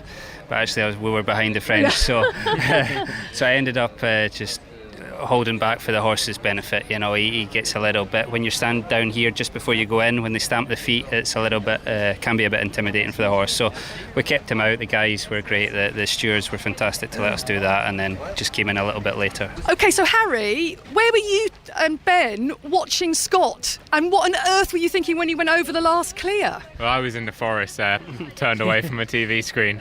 No way. I couldn't watch. Not that I don't trust Scott fully, it was too, I couldn't do it. I'd rather be riding. So I was in the trees, and I kind of heard a few shouts. I didn't know what that meant, and I asked someone, was he clear? And they went, yeah. So I went, oh my God. Come running down, and unbelievable. There you are, standing with that Olympic gold medal around. Look, these two have done it before. They're experts. This is your first medal at Olympic Games, and it's gold. Are you slightly pinching yourself? Yeah, it would take a few days to sink in, I think. It's every sports person's dream to win a gold at the Olympics. Can't believe I did it. Can't believe I did it. And to do it with these guys is even cooler. They did it with my dad, so our family has a lot to thank these two boys for. Well, you can turn around to Dad now and go, well, anything you've done, Peter Charles, I can do just as well, because now I've got gold as well. It's quite nice, isn't it? Better you say that too. I'm not going to say that to him. I've got a bit of a way to go yet. He's been fantastic. He's helped us. He's in the back there putting up the jumps, and he plays a big role still. And we're very lucky to have Pete on the ground. There's no one better to be on the ground and give us advice. So it's amazing. He was Team Gold in London 2012, which of course you did as well, Ben, with Scott. And what does it say about you three that you were the only trio in the whole of the final to post 3 clear rounds? Now that is show jumping of the purest and highest quality. Yeah, absolutely. We would have we would have obviously taken that this morning, but we were trying our hardest to give Scott a bit of a margin, and I think everything just went perfectly to plan. It's as Scott said, it's not an easy job going first, second or third with a 3-man team, but I was struggling to watch as well with Scott. I was with Harry over the back, and then I felt a little guilty. I'm like, no, I've got to get down there and help him pull around that course and help him lift around. So it was one of the hardest things I've actually had to watch. Not because I didn't trust Scott, but just knocking one jump off at a time, getting him to the finish line. But incredible day. Yeah, and what does it mean for you to now have 3 gold medals, Ben, to your name? You've drawn level with Charlotte Dujardin and the great eventer Harry Mead. That's something special, isn't it? How proud?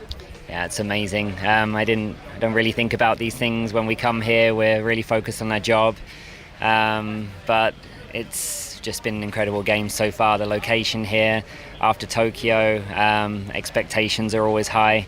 But I have my family here, my wife and my son, and we're looking forward to this evening, enjoying it with these guys, and hopefully we're not too old yet, hopefully there's a few more to come. That was the jumping team after winning their gold medal earlier in Versailles, talking to Sonia McLaughlin. 3 golds then for Britain today. That team jumping medal. We also had Imogen Grant and Emily Craig in the lightweight women's double sculls. They got everything off this morning. And then Bryony Page in the trampolining as well. bringing us gold there. Also, a silver in the men's pair in the rowing for Tom George and Ollie Wynne Griffiths.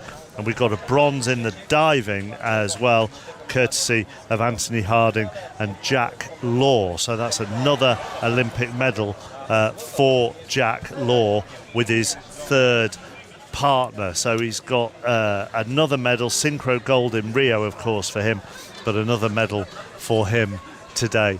Julien Laurent and Steve Bunce are alongside me. We're inside Champ de Mars, which is the judo venue, and there is a fight going on at the moment. It's a bronze medal match. It's been between Korea and Turkey, but half the cameras in the arena are pointing at the crowd away to our right, because President Macron has arrived. Julien. Yeah, he has arrived, sat there on the right-hand side with the sports minister, Amélie Oudéa-Castéra, and we... Strangely enough, there was just a front row seat available for him. How does that work? Just there. And he just walked in like if he owned the place, really, which he kind of does a little bit, you know. It's a great expression. He walked in like he owned the place.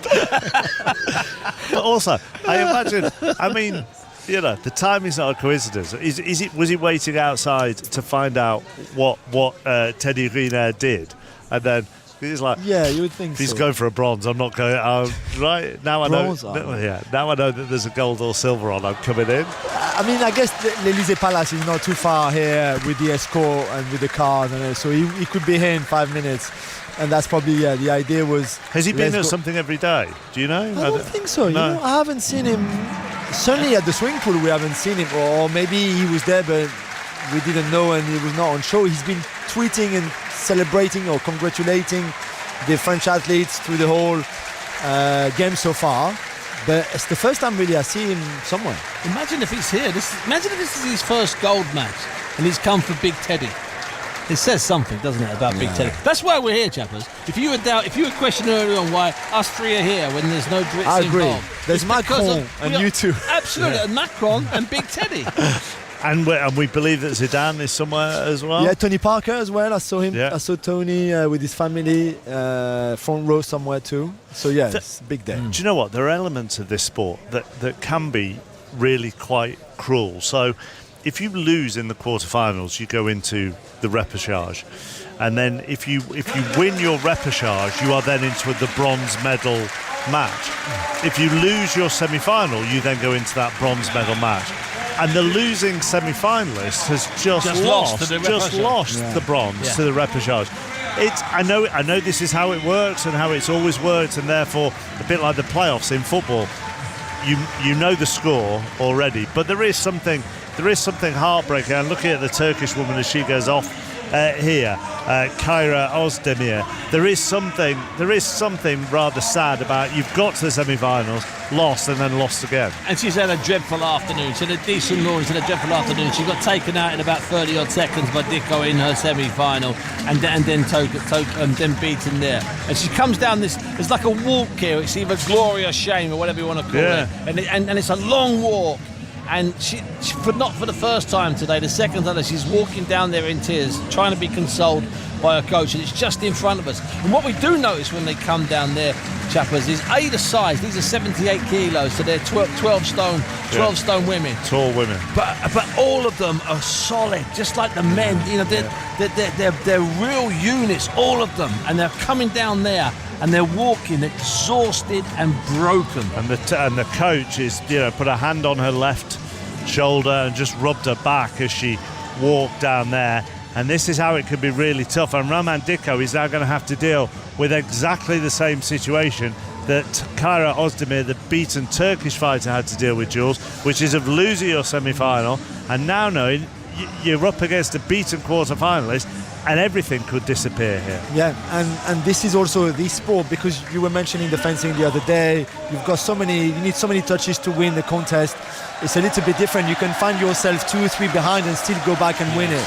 In here, one mistake, 1/2 second of losing your concentration or something, and then you're on the floor and you've lost. Even less than half a second. Yeah. That moment, that tiny second for your back to touch, That's that's like the vest on a sprinter's shirt. It's that type of distance. Milica Žabić, the opponent from Roman Dicko, is from Serbia, and she's ranked 14th in the world. Roman Dicko, the world number 1. And once again, the atmosphere just starts to crackle around this arena as they get to welcome them both onto the mat. They're just waiting in that little tunnel area first. And it must be, I mean, you lose it, people always talk about in any sport, lose a semi-final, then how heartbreaking that is. But in these Olympic contests, you lose it, and then you have to pick yourself up within 20 minutes. Yeah. I think I'm stunned. Because boxing doesn't do that. No. All four boxers, both semi-finalists, both losing semi-finalists get bronze medals. Yeah. I tell you what I'm amazed at here, Chappers, is how quick they turn this stuff around. Okay, I know it's only one round and it's not 9 minutes, but it's brutally draining. And you know, we're privileged to see the close-ups of them. It's just coming out now, and I'm amazed how fast they turn around some of these hard contests. The drain and the strain must be ridiculous. The crowd have just upped the game a little bit for the medal fight as Dicko walks on. They've unfurled a big red, white and blue French flag on the far side of the arena to the extent that it's probably covering 10, 12 rows deep and maybe 30 seats across, so they're all under that and they're all dancing under that. And now a little twist on Allez les Bleus, we get Allez Romain instead. It's a versatile song. You didn't hear earlier they were singing your fans are with you, Allez Romain, your fans are, or Allez Teddy, your fans are with you. So we've got a bit of variation. I give you that, not too much variation, but still a bit. And now Roman has to go for it. There's no... She will go for it. Yeah, and I think her semi-final was maybe a little bit, as we've said, a bit passive maybe, and she was super disappointed, sorry. So they are underway. Not a great deal has happened so far. And the other thing that came through with the semi-finals is you can feel the tension in the air as the fight progresses. People, 30 seconds. And you may be able to tell. Hold on. Hang on. Have they given it her? Yes, they waited. Oh, well done. To come back after that semi-final like this and winning 30 seconds. She looked different straight away, Jules. Her whole body language on the walk out. And once they started, she went mobile, more like a boxer than a judoka. They bow, they hug. Roman Dicko is crying at the moment. There are deep breaths. And there's a little wave to all four sides of the arena. And I sense you sense a joy and a sadness in one facial expression. She's in tears and she hugs her coach. And they're all, and the beaten Serbian is in tears as well. But for Roman Dicko, there must be a whole range of conflicting emotions at the moment, Jules. She came for the gold. She was super favourite. She wanted that gold. She's the best in the world. She never lost. And then to lose like that, again, in Paris, in her home city. So yeah, you win a bronze medal, and every medal is good, obviously. I don't want to, obviously. But she's going a different way. I think she may be going into the crowd to see some friends and family who've been holding those banners over on the right. Yes, she is. She's more tears. She's going to the staircase to see what I would imagine are some friends and family who are over there who've been holding the banner up, and they've all got Roman Dicko on a picture of her on their red t-shirts, and she's being hugged by 3 or 4 of them, and everybody is in tears there, and they are trying to celebrate with her, and they are trying to raise her spirits. And this is, I mean, everybody in the arena who is seeing this on the big screens will be wanting to give her a hug. And we said to Ellie when we were sat in the cafe, Ellie spent half this Olympics wanting to hug people. And her dad, and this embrace with her dad there has been going on for a good minute now. It's so emotional and so good. Well, I tell you what, Chappers. Oh, she's sobbing. She's absolutely falling apart there. She's sobbing. Her dads has stayed with her. Oh, good, I like that. Walk with her. Oh, I love her. I mean, you work so hard. Like, and I know it's the same for every Olympian. It's not just for her right now today or because she's French, but you work so hard and you're so ready and you're there for the gold medal and you know you're the favourite. And you're so exposed, Chappers. You are. You know, you've got this massive area. You've got very little people. You're on your own. You're walking.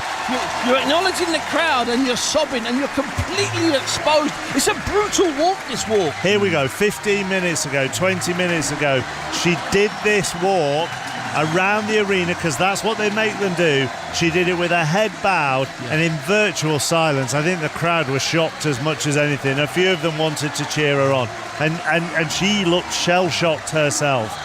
And now she's going to see some more supporters. She's getting hugs off them, and this arena is on its feet and applauding her as she goes for more hugs from more friends who are in those red t-shirts with her name on it. Let's go to John Akers at the time trials for the kayak cross. Yeah, where I've got a story that's developed here that I was not expecting. Great Britain's Mallory Franklin, a canoe C1 specialist, has gone fastest in the time trial so far for kayak cross. She's ranked 21 for this event. She wasn't expected to put that kind of time down. To give you an idea, 38 men went in their time trial. It would have put her 22nd in the men's. She went down that fast down the course, and after finishing last in the C1 after missing a gate, that's going to be a real boost for Mallory Franklin. She had a real look of determination on her face, like, this is my second shot at a medal. It's not my speciality, but I am just going to put the hammer down and go for it in this time trial and try and get myself a good seeding for the round one heats and matches that are coming tomorrow, then the heats, then the quarterfinals, semi-finals, etc., and onto the finals on Monday. So that is really encouraging for Great Britain, who have the world number one in this event, Kimberly Wood, still to go out. She goes out last, and we're still to see Naomi Fox, the Australian, and Jess Fox, sisters, who will go out very shortly. Here is Naomi Fox, actually, of Australia, world ranked 11, and her chance to be at the Olympics after her sister has prevented her from going to the last two. Thank you, John. What a run from Mallory Franklin that is. So we'll keep an eye on that. Roman Dico is still walking around this arena. She left her friends and family, and she is now in an embrace with the President of France. 60 seconds in.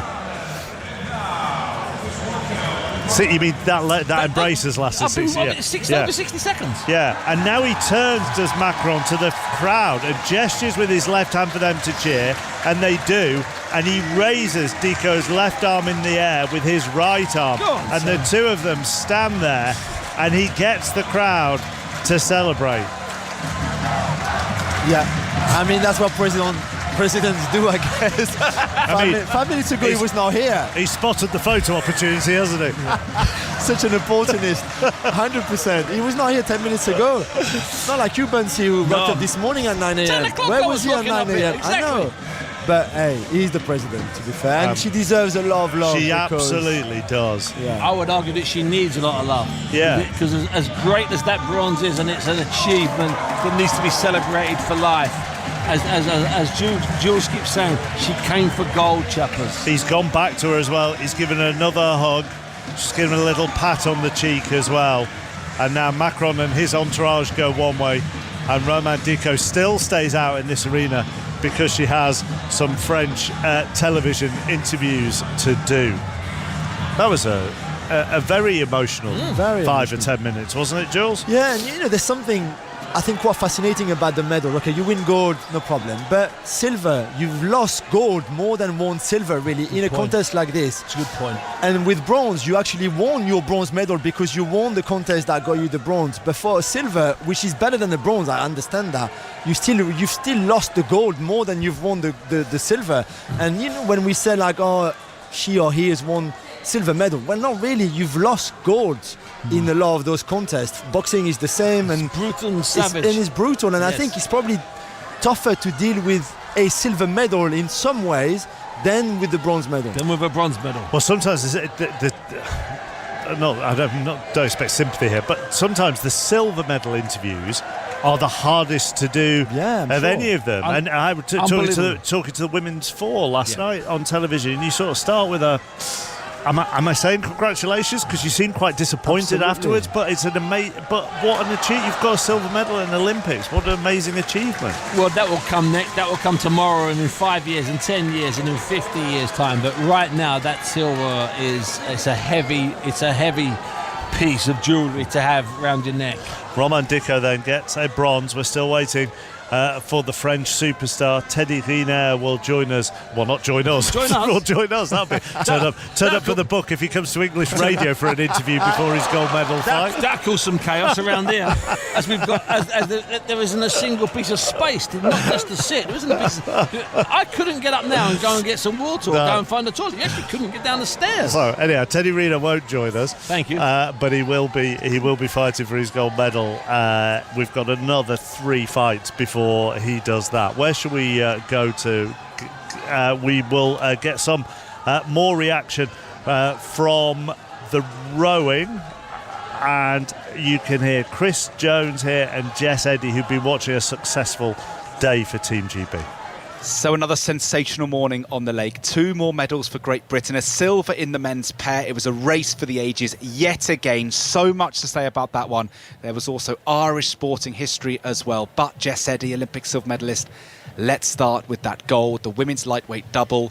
This team of Imogen Grant and Emily Craig, they missed out on the podium agonisingly in Tokyo. They've been back for this gold for years. This wasn't gold medal hope. This was gold medal expectation. They had to deliver, and they did. They were the number one bet for gold. And the entire British rowing team, we'd have said, if you'd asked anyone in the community or who's going to win, lightweight women's double. But with that huge expectation comes so much pressure. And today, oh my goodness, if you want to say pressure makes diamonds, they're the sparkliest of diamonds out there. And you saw how composed they've been. Look, they've been composed for this whole Olympiad. They've been unbeaten throughout the whole Olympiad, and they knew it was all about Paris. But then the emotion came, didn't it? At the end in the boat, but particularly on that podium. And with this event being discontinued in LA, they had to deliver here and now. They couldn't come back for another bite of the cherry in 4 years' time. And you just saw all of that emotion coming out. Yeah, Emily was in absolute pieces, and she's kind of stone cold, you know, that process driven, that day in, day out, relentless procedure she goes through every single day in her training. You don't see that. So that shows you hold it in, you really compartmentalise, and the time for it to come out is the podium, and it did. They won with a bit to spare, but it wasn't the same story in the men's pair, and we have had some unbelievable races, whether the women's quad, won on the line by GB, the women's 4, won on the line by the Netherlands over GB, and then this men's pair, Ollie Wynne-Griffith and Tom George, and we've been saying all week, Jess, what a stacked field this was. It was such a slugfest. They went out strong. Could they sustain it? It looked like they might. And then just at the end, these Sinkovic brothers from Croatia, who are greats of Croatian sport, greats of world rowing, they pipped the GB pair into silver. What a race, but agonising. So close for the GB team. Croatians were fighting back at the Brits at the front of the field like an absolute freight train. And they put the GB crew into such a state of emergency that the British made a slight mistake. They caught the water with 4 strokes to go where it looked like we were holding on for gold. It was a silver. Oh, the margins. I know it's been repeated a lot this week, but the margins so fine. A silver medal for Ollie Wynne-Griffith and Tom George. But how close did they come? But a word again about those Sinkovic brothers, who won silver in 2012, gold in the sculls in 16, won this title in 21, defended it in 2024. I mean, that's superhuman. Yeah, they were already legends of our sport, and they're such nice guys. They walk around the whole place, you know, having a chat. We heard the other day that Ollie and Tom had breakfast with them. So and we called it then, saying maybe they knew something we didn't, and then they started racing, and they looked looser. So the double sculls, an oar in each hand, is a little bit punchier of a race. The pair, 1 oar in each hand, in each person has 1 oar. You have to be a bit more fluid with it. You have to be a bit more flow, and they suddenly turned up looking like they'd got that. Yeah, they hadn't really been talked about going into this Olympics, maybe. But you know, maybe they should have been more, but the class is so permanent. And after a few years of kind of, doing this and that, they've come and delivered the Sinkovich brothers. But a silver for Ollie Wynne-Griffith and Tom George, an extraordinary effort from the GB pair. And talking of, Olympic greats, Paul O'Donovan and Fintan McCarthy, this Irish pair in the men's lightweight doubles. They made history in Tokyo, winning Ireland's first ever rowing gold. To come back and do it again in Paris, and to do it the way they did, with 4 boats or whatever, boats length, they absolutely crushed the field. And that is Irish sporting greatness right there. It really is. I think people say it's hard to win. It's even harder to defend that title because everyone knows how fast you are there and you know what it takes to stand in the middle of that podium and get that gold medal around your neck. They haven't really featured this year. Yes, they're world champions, but Paul is a medical, he's a doctor, he's just finishing his degree. So is actually Imogen Grant, so quite a few doctors knocking around there. He's not really been around. So they played it up, didn't they, all week? Oh, we're not that fast, we're the underdogs. We're the they're pulling the wool over, pulling the wool over all our eyes because they won that event by a long way. Brilliant achievement. Paul O'Donovan and Fintan McCarthy retaining their Olympic title in the men's lightweight doubles. Oh, how good it's been this week. Just so many races that have gone right to the wire. More to come tomorrow. The single sculls, men and women. No GB interest in that, but well worth a watch. And the women's 8 at 9:50, the men's 8 at 10:10 to finish it all off. 2 more GB medals. What do you think? I think so. The men's 8's a favourite. Look out for USA. Just won the men's 4, so we know their programme's going well.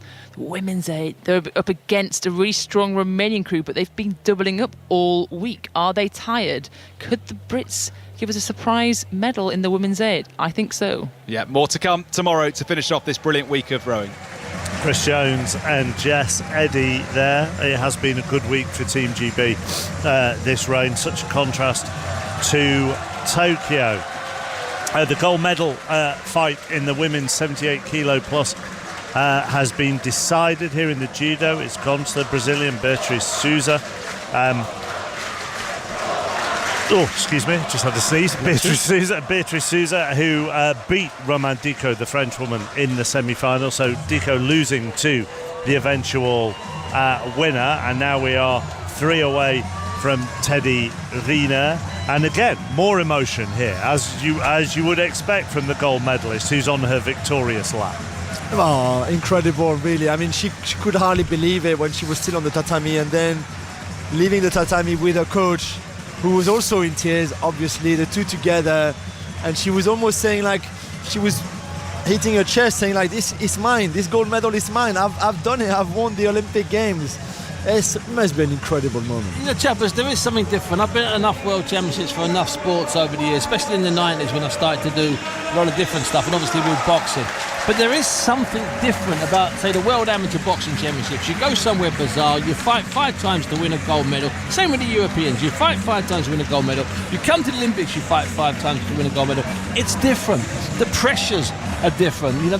Just getting to the final is different. The media exposure is different. You could win a European amateur boxing title, box 5 times, in somewhere like Finland, Helsinki, and you won't get a word in the paper or a minute on the radio. The Olympics is different, and you can see that in their faces. You see Souza, look at her. She's absolutely bawling her eyes out. Absolutely. The medal table at the moment has China on 13 golds and 27 medals overall. The USA on 9 golds, 41 medals overall. Obviously, in America, they put number of medals as the most important rather than golds. Britain have got into 3rd, thanks to today.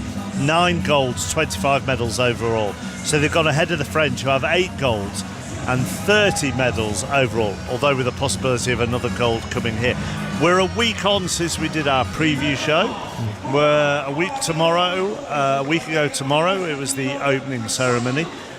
The overview in France of how these are going, these games.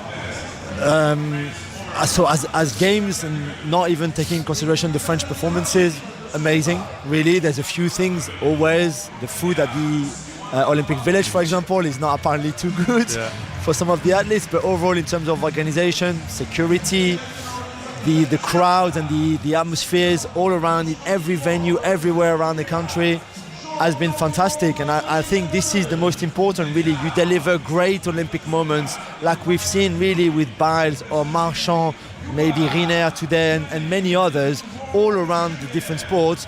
Plus people feel safe, they're happy to go, they put amazing atmosphere. So I think here, certainly after a week, it feels like a great success. Do you think Olympics are defined by great moments?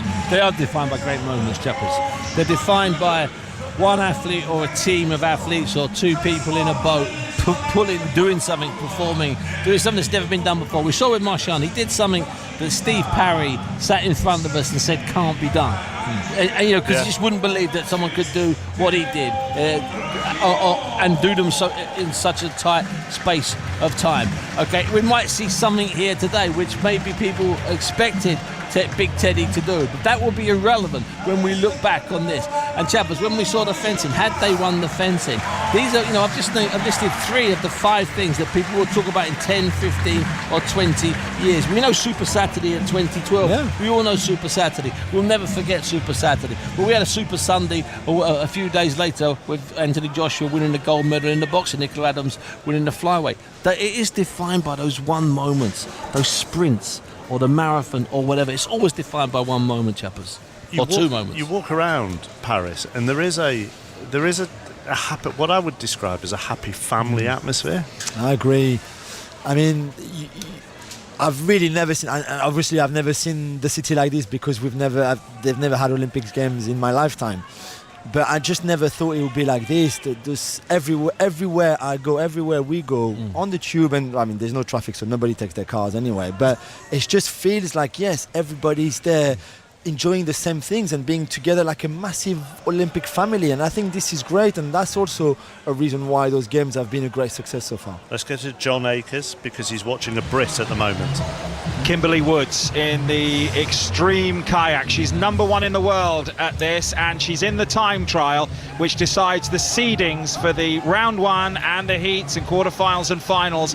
Quickest so far is Prigent, the French woman, then Jess Fox, then Mallory Franklin of Great Britain in 3rd. She's got one more upstream gate to take. She's not taken that too well. Did she get round it? She didn't. She's had to go back and take it again. She wasn't sure. So now she's going to put the power down, but she's going to be outside the top 5 here. She's still quick, I tell you what. She had to go back to another gate. She's still quick. She's qualified in 16th. She's disappointed with that, Kimberly Woods. She just made a mess of that last upstream gate, the red one. She just didn't. You can hit it, you can touch it. The gates in this, they're padded. There's only one on the gates, and you can hit it with your paddle. She tried to hit it around her head, and it didn't go fully round her head. Her Eskimo roll was good in the roll zone. Top section of the course, very, very quick indeed. There's power there, there's pace there from the world number 1. But that wasn't great at the end from Kimberly Wood. She'll still be okay though, we hope. Top 2 from each round qualify for the next round until we have 4 in the final, and that's on Monday. So Mallory Franklin, 3rd quickest, and 16th for Kimberly Woods. Prigent of France is quickest. Jess Fox, the poster girl of this sport, the Australian, is 2nd quickest, and Jones of New Zealand is 4th. Do those seedings stay as they are? No. Right. So once they're seeded for this first round, so let's say you've got Prigent of France, who's quickest. She will go against the 38 quickest, which is Betteridge of Canada, who didn't do her roll in the roll zone, so she came 37th. Right. So they're likely to be in the same heat, and then it's first to go through of 4 in each round until we get to the last 4 paddlers. Okay. Thank you for explaining that. John Akers keeping an eye on the kayak cross race, just the time trial today, as he says, to sort the seedings out. When we talk about the medals table and the atmosphere, so we've talked about the atmosphere and how they're going from a sort of off the sporting arena point of view. From France's perspective, when it comes to on the field of play, or mat or horse or whatever it may be, have they exceeded expectations already?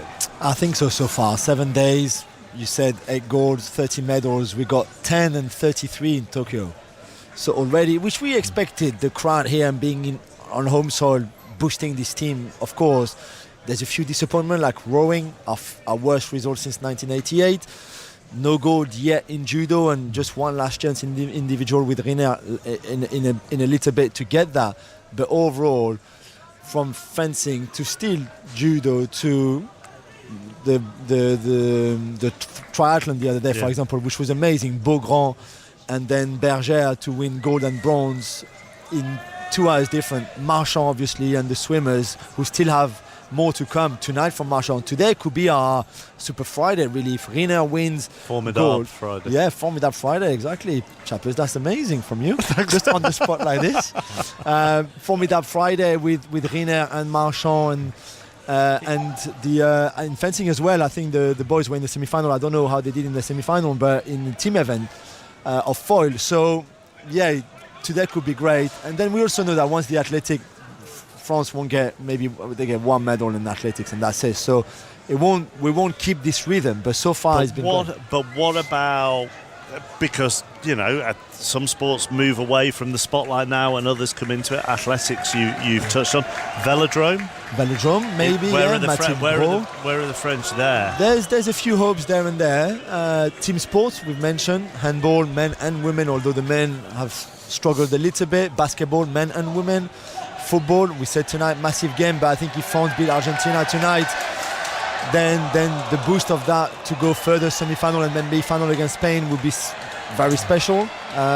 So there's more to come for sure, but already after a week I think it's very positive. I mean, if you can select what events you have, I mean, we're hearing in 2028 in Los Angeles that the swimming and the athletics are going to switch around.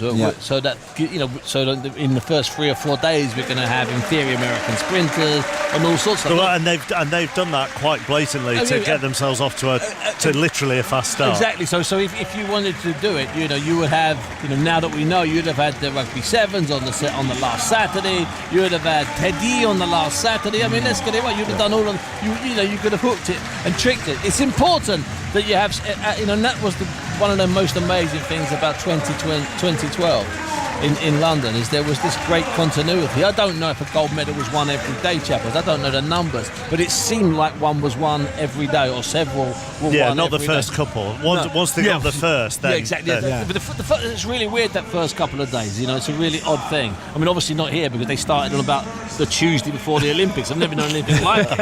I mean, we had that incredible sevens match in one of the group stages, Fiji against France, I think on the Thursday morning at like 10 o'clock. Yeah. I've never known anything like that at all, Jules. Jules, you know, it's really interesting here, Chappers.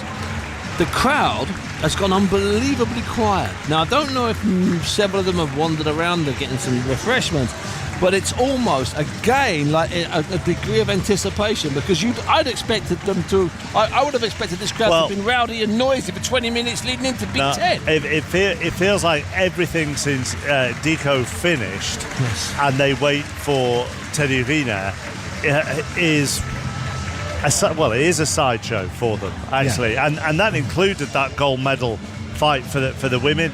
These 2 bronze medal matches, one of them has just finished, and that's gone the way of the Hungarian over the Cuban. But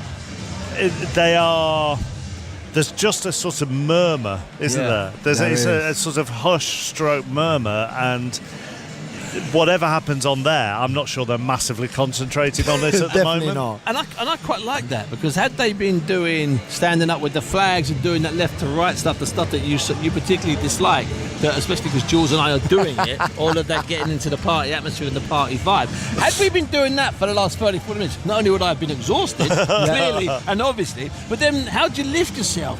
I just want to see that moment when Big Ted walks out through that little gate over there. Say, you know, 6'8" and a bit, 19 and a bit stone, triumphant, slightly limping with that right ankle I'm not bandage. sure. Let me build the story.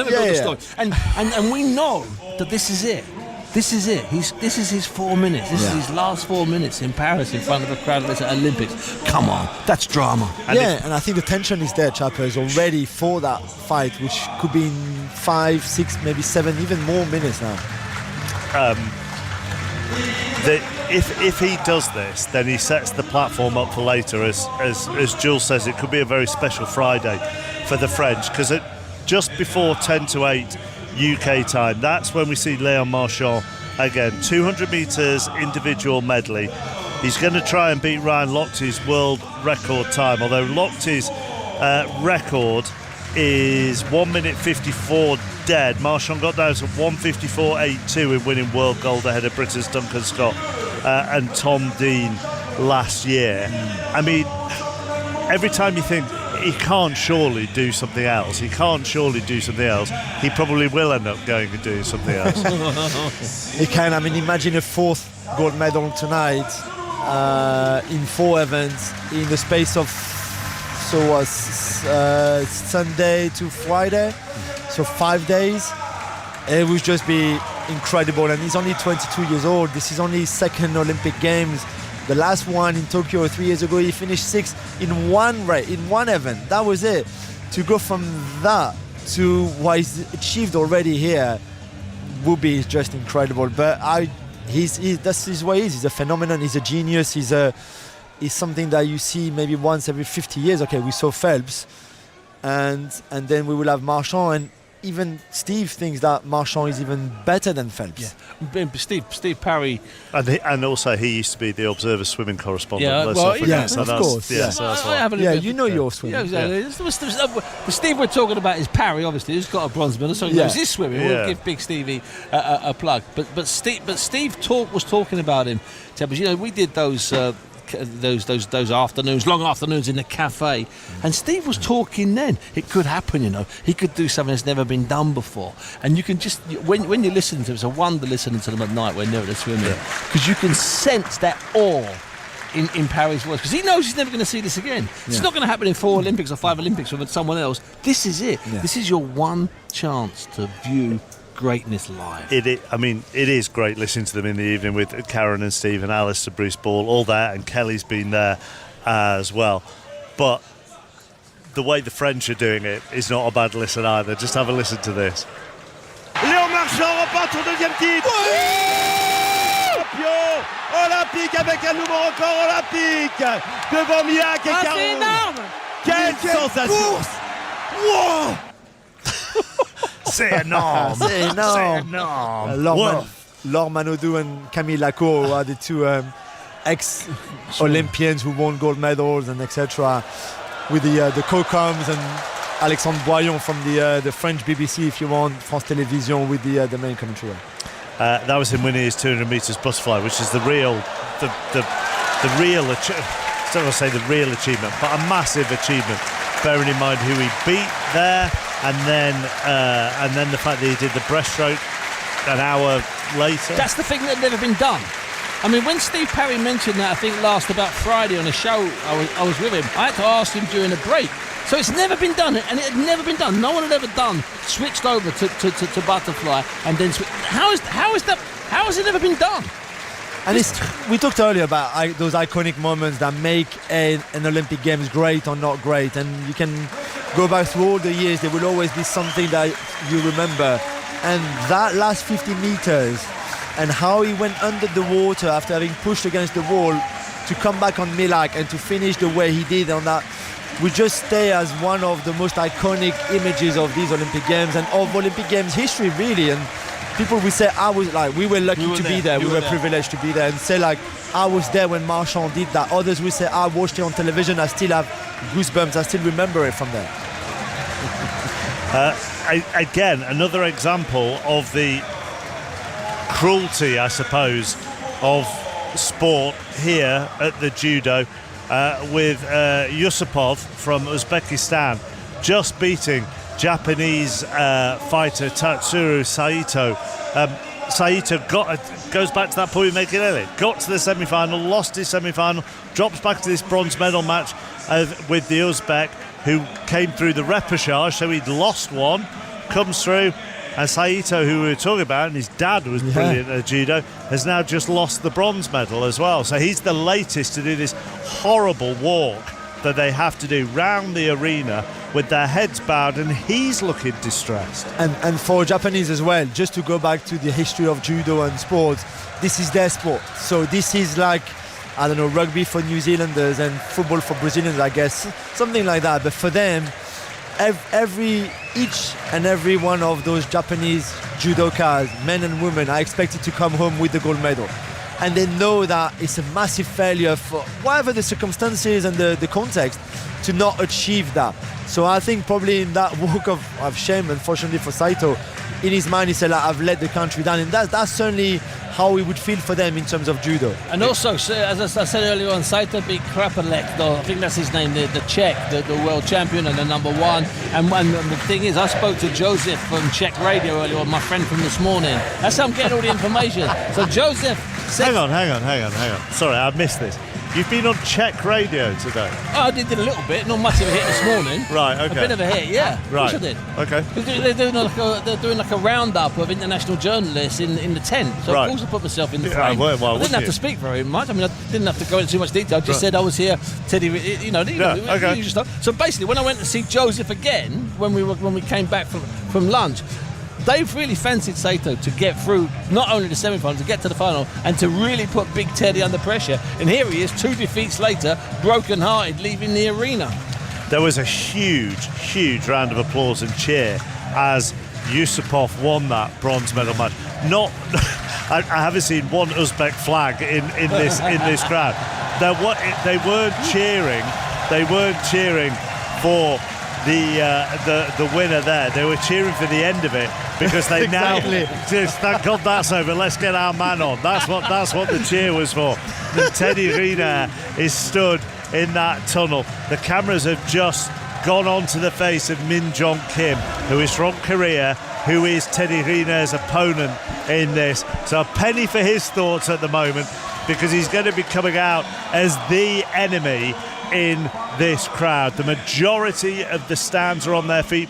President Macron is sitting down on his front row seat at the moment. The cameras are still pointed towards him, but I guarantee in a minute, as these two come through that tunnel, that the cameras will turn to one of the most famous athletes in France, Teddy Riner. I'm conscious that people are joining us all the time, and they may be wondering why we're doing commentary on a Frenchman going to win the judo gold medal, which is a valid question. But he lit the Olympic torch. He's got 5 Olympic medals. He won gold in London. That was the first gold that he won. He's got 11 world titles. He's got 5 European golds. He is unbeaten this year. He is one of the faces of the games over here, and he is as famous as so many of the Antoine Griezmann, Jules was saying. Min Jong Kim has come out first with a smattering of applause. Polite applause. Which is nice because they've been known to boo at normally when the Brits are involved, they've been known to boo. Not in judo, baby. No, not in judo, just trying to wind Jules up a bit. and now Teddy Riner, the camera is on him. He just closes his eyes. He has a moment to contemplate, and then he opens them and he looks straight down the camera. He moves from left foot to right foot to left foot to right foot. He licks his lips. He bows his head. And now listen to this.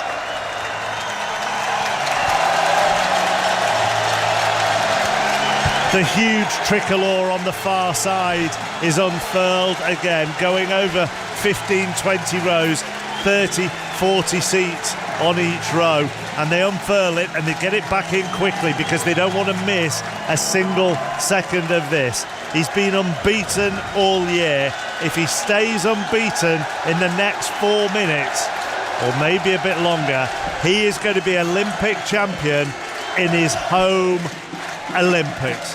How are you feeling, Julien? I'm so tense, Chappers. I want him to win this so badly, to make more Olympic history, to become maybe one of the greatest French sportsmen in the history, really. If it was another gold today, it would be his 4th in 5 Olympic Games, which nobody has ever done before in French history. So it would be something special. He has started aggressive and dismissive. Which I don't think he was in the semi-final. There was a tension there. He was worried about his injured right ankle, which is strapped, a big white bandage on that. But he's come out. I mean, we say this all the time, but so we know idea massively what we're talking about. But just judging the body language, he's as you say, he's come out on the front foot. I think what he's come out like, and I say this with knowledge, he's come out like the old Teddy.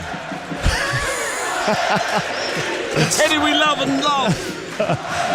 Jules, you're more likely to know whether he's come out like the old Teddy. He is like the old Teddy, and he's taller than Min Young Kim, and I think that Ippon in the semi-final would have calmed the nerves as well. I mean, he knows how big this is. You don't need to tell him he's 35 years old. He's been here before. He knows he's on the verge of so much history. With Deco in that bronze medal match, and also with Rina in his semi-final, I mentioned tension in the arena, and as soon as I mentioned it, they both won. There is the opposite now. There's a sort of party atmosphere in this arena at the moment, Steve. There is indeed a party atmosphere in the arena. Now, whether they know a lot more about judo than we do, probably. You can never ever celebrate a gold medal like they want to celebrate here. He's still got to get past this guy. This guy's in the final. Min's in the final. Kim's in the final with him. He's the number one. He's the number one. Yeah, in the world. And Teddy, as we said, has been unbeaten because he hasn't competed too much. He was in his bubble. He lived in Marrakesh now, in Morocco. He trained there, trained in Paris. He wanted to just be ready. This is the last thing of his career. This is it. After this, it's over. He knows that he wanted to be as his sharpest to bring the gold again and become the greatest. 2 minutes of Big Teddy's judo career is in front of us, unfolding in front of our eyes. We're privileged to be here, Chappers. Privileged to be here. Ali. We are. They're in a clinch at the moment. And at the end of this is it for Teddy, yes? Yeah, this is it. He won't be there in the next. His body. He tried. He tried to go for Ippon. It was close. It was really close. Ali, this is it. Yeah, he won't be there in Los Angeles, obviously. He's 35 years old now. His body has gone through years and years of so much training and everything, and this is such a physical sport that he can't take it anymore. This is the last go at it. They are standing where we are. Even the media are standing where we are. 2 other stands on their feet, waving their flags and their Teddy banners. The stand to our right, which has got President Macron sitting in it, they're all sitting down. The other 3 stands on their feet, including the banks and banks of media and journalists and commentators that are here from around the world to watch this Frenchman in his swan song in Paris. They are into the final minute. There is still not a point on the board, Steve Buns. And there's not a point on the board, and I don't want it to go to the golden score. The tension there might be absolutely unbearable. What Kim's doing so well, Chappers, he's getting so low. It's meaning that Teddy's having to bend his knees, which he doesn't like doing, because it's not comfortable. He's having to adjust to that lack of height. The distinct power and difference in height that he's got is making him work very hard. Into the last 30 seconds, Jules. It's not far off golden score now, is it, really? Which is the drama that obviously you didn't want to come. Teddy with each of them with a warning, so a yellow card if you want. Yeah, for being a bit too passive. It's a gold medal contest at the Olympics. You don't want to take too many risks either. Teddy, he's got it! Teddy has done it! Teddy has done it! Teddy Riner, you legend!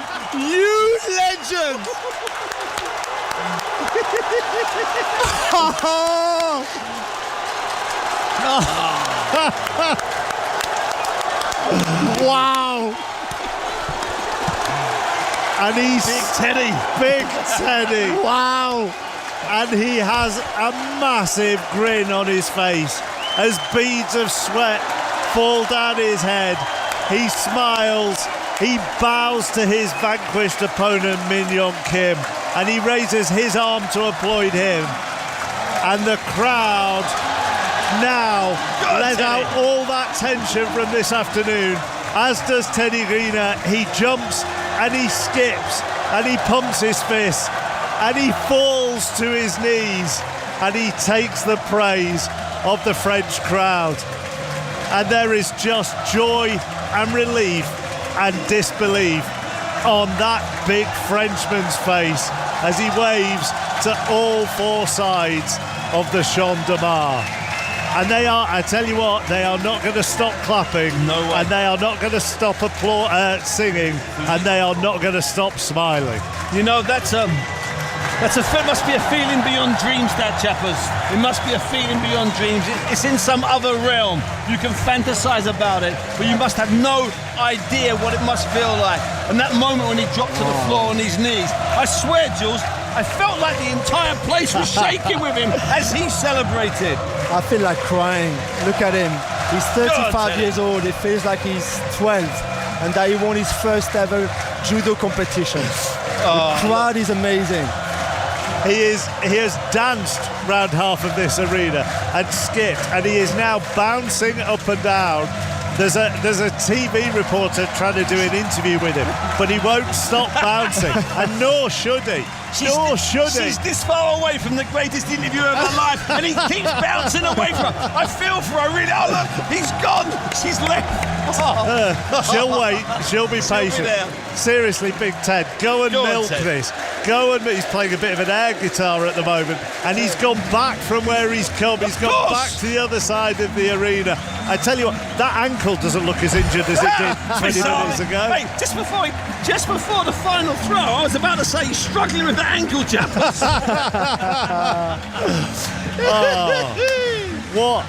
What an amazing feeling for one of your sporting heroes to have done this. Incredible. I'm so happy and proud to be here with you guys and to do this and to share that with him and with the whole country. Teddy Riner, sporting legend, not just in France now, but in the whole of the world. The greatest ever judoka, 4 gold medals at the Olympics. There might be one more tomorrow in the team event. I don't know, but this is enough. 35 years old.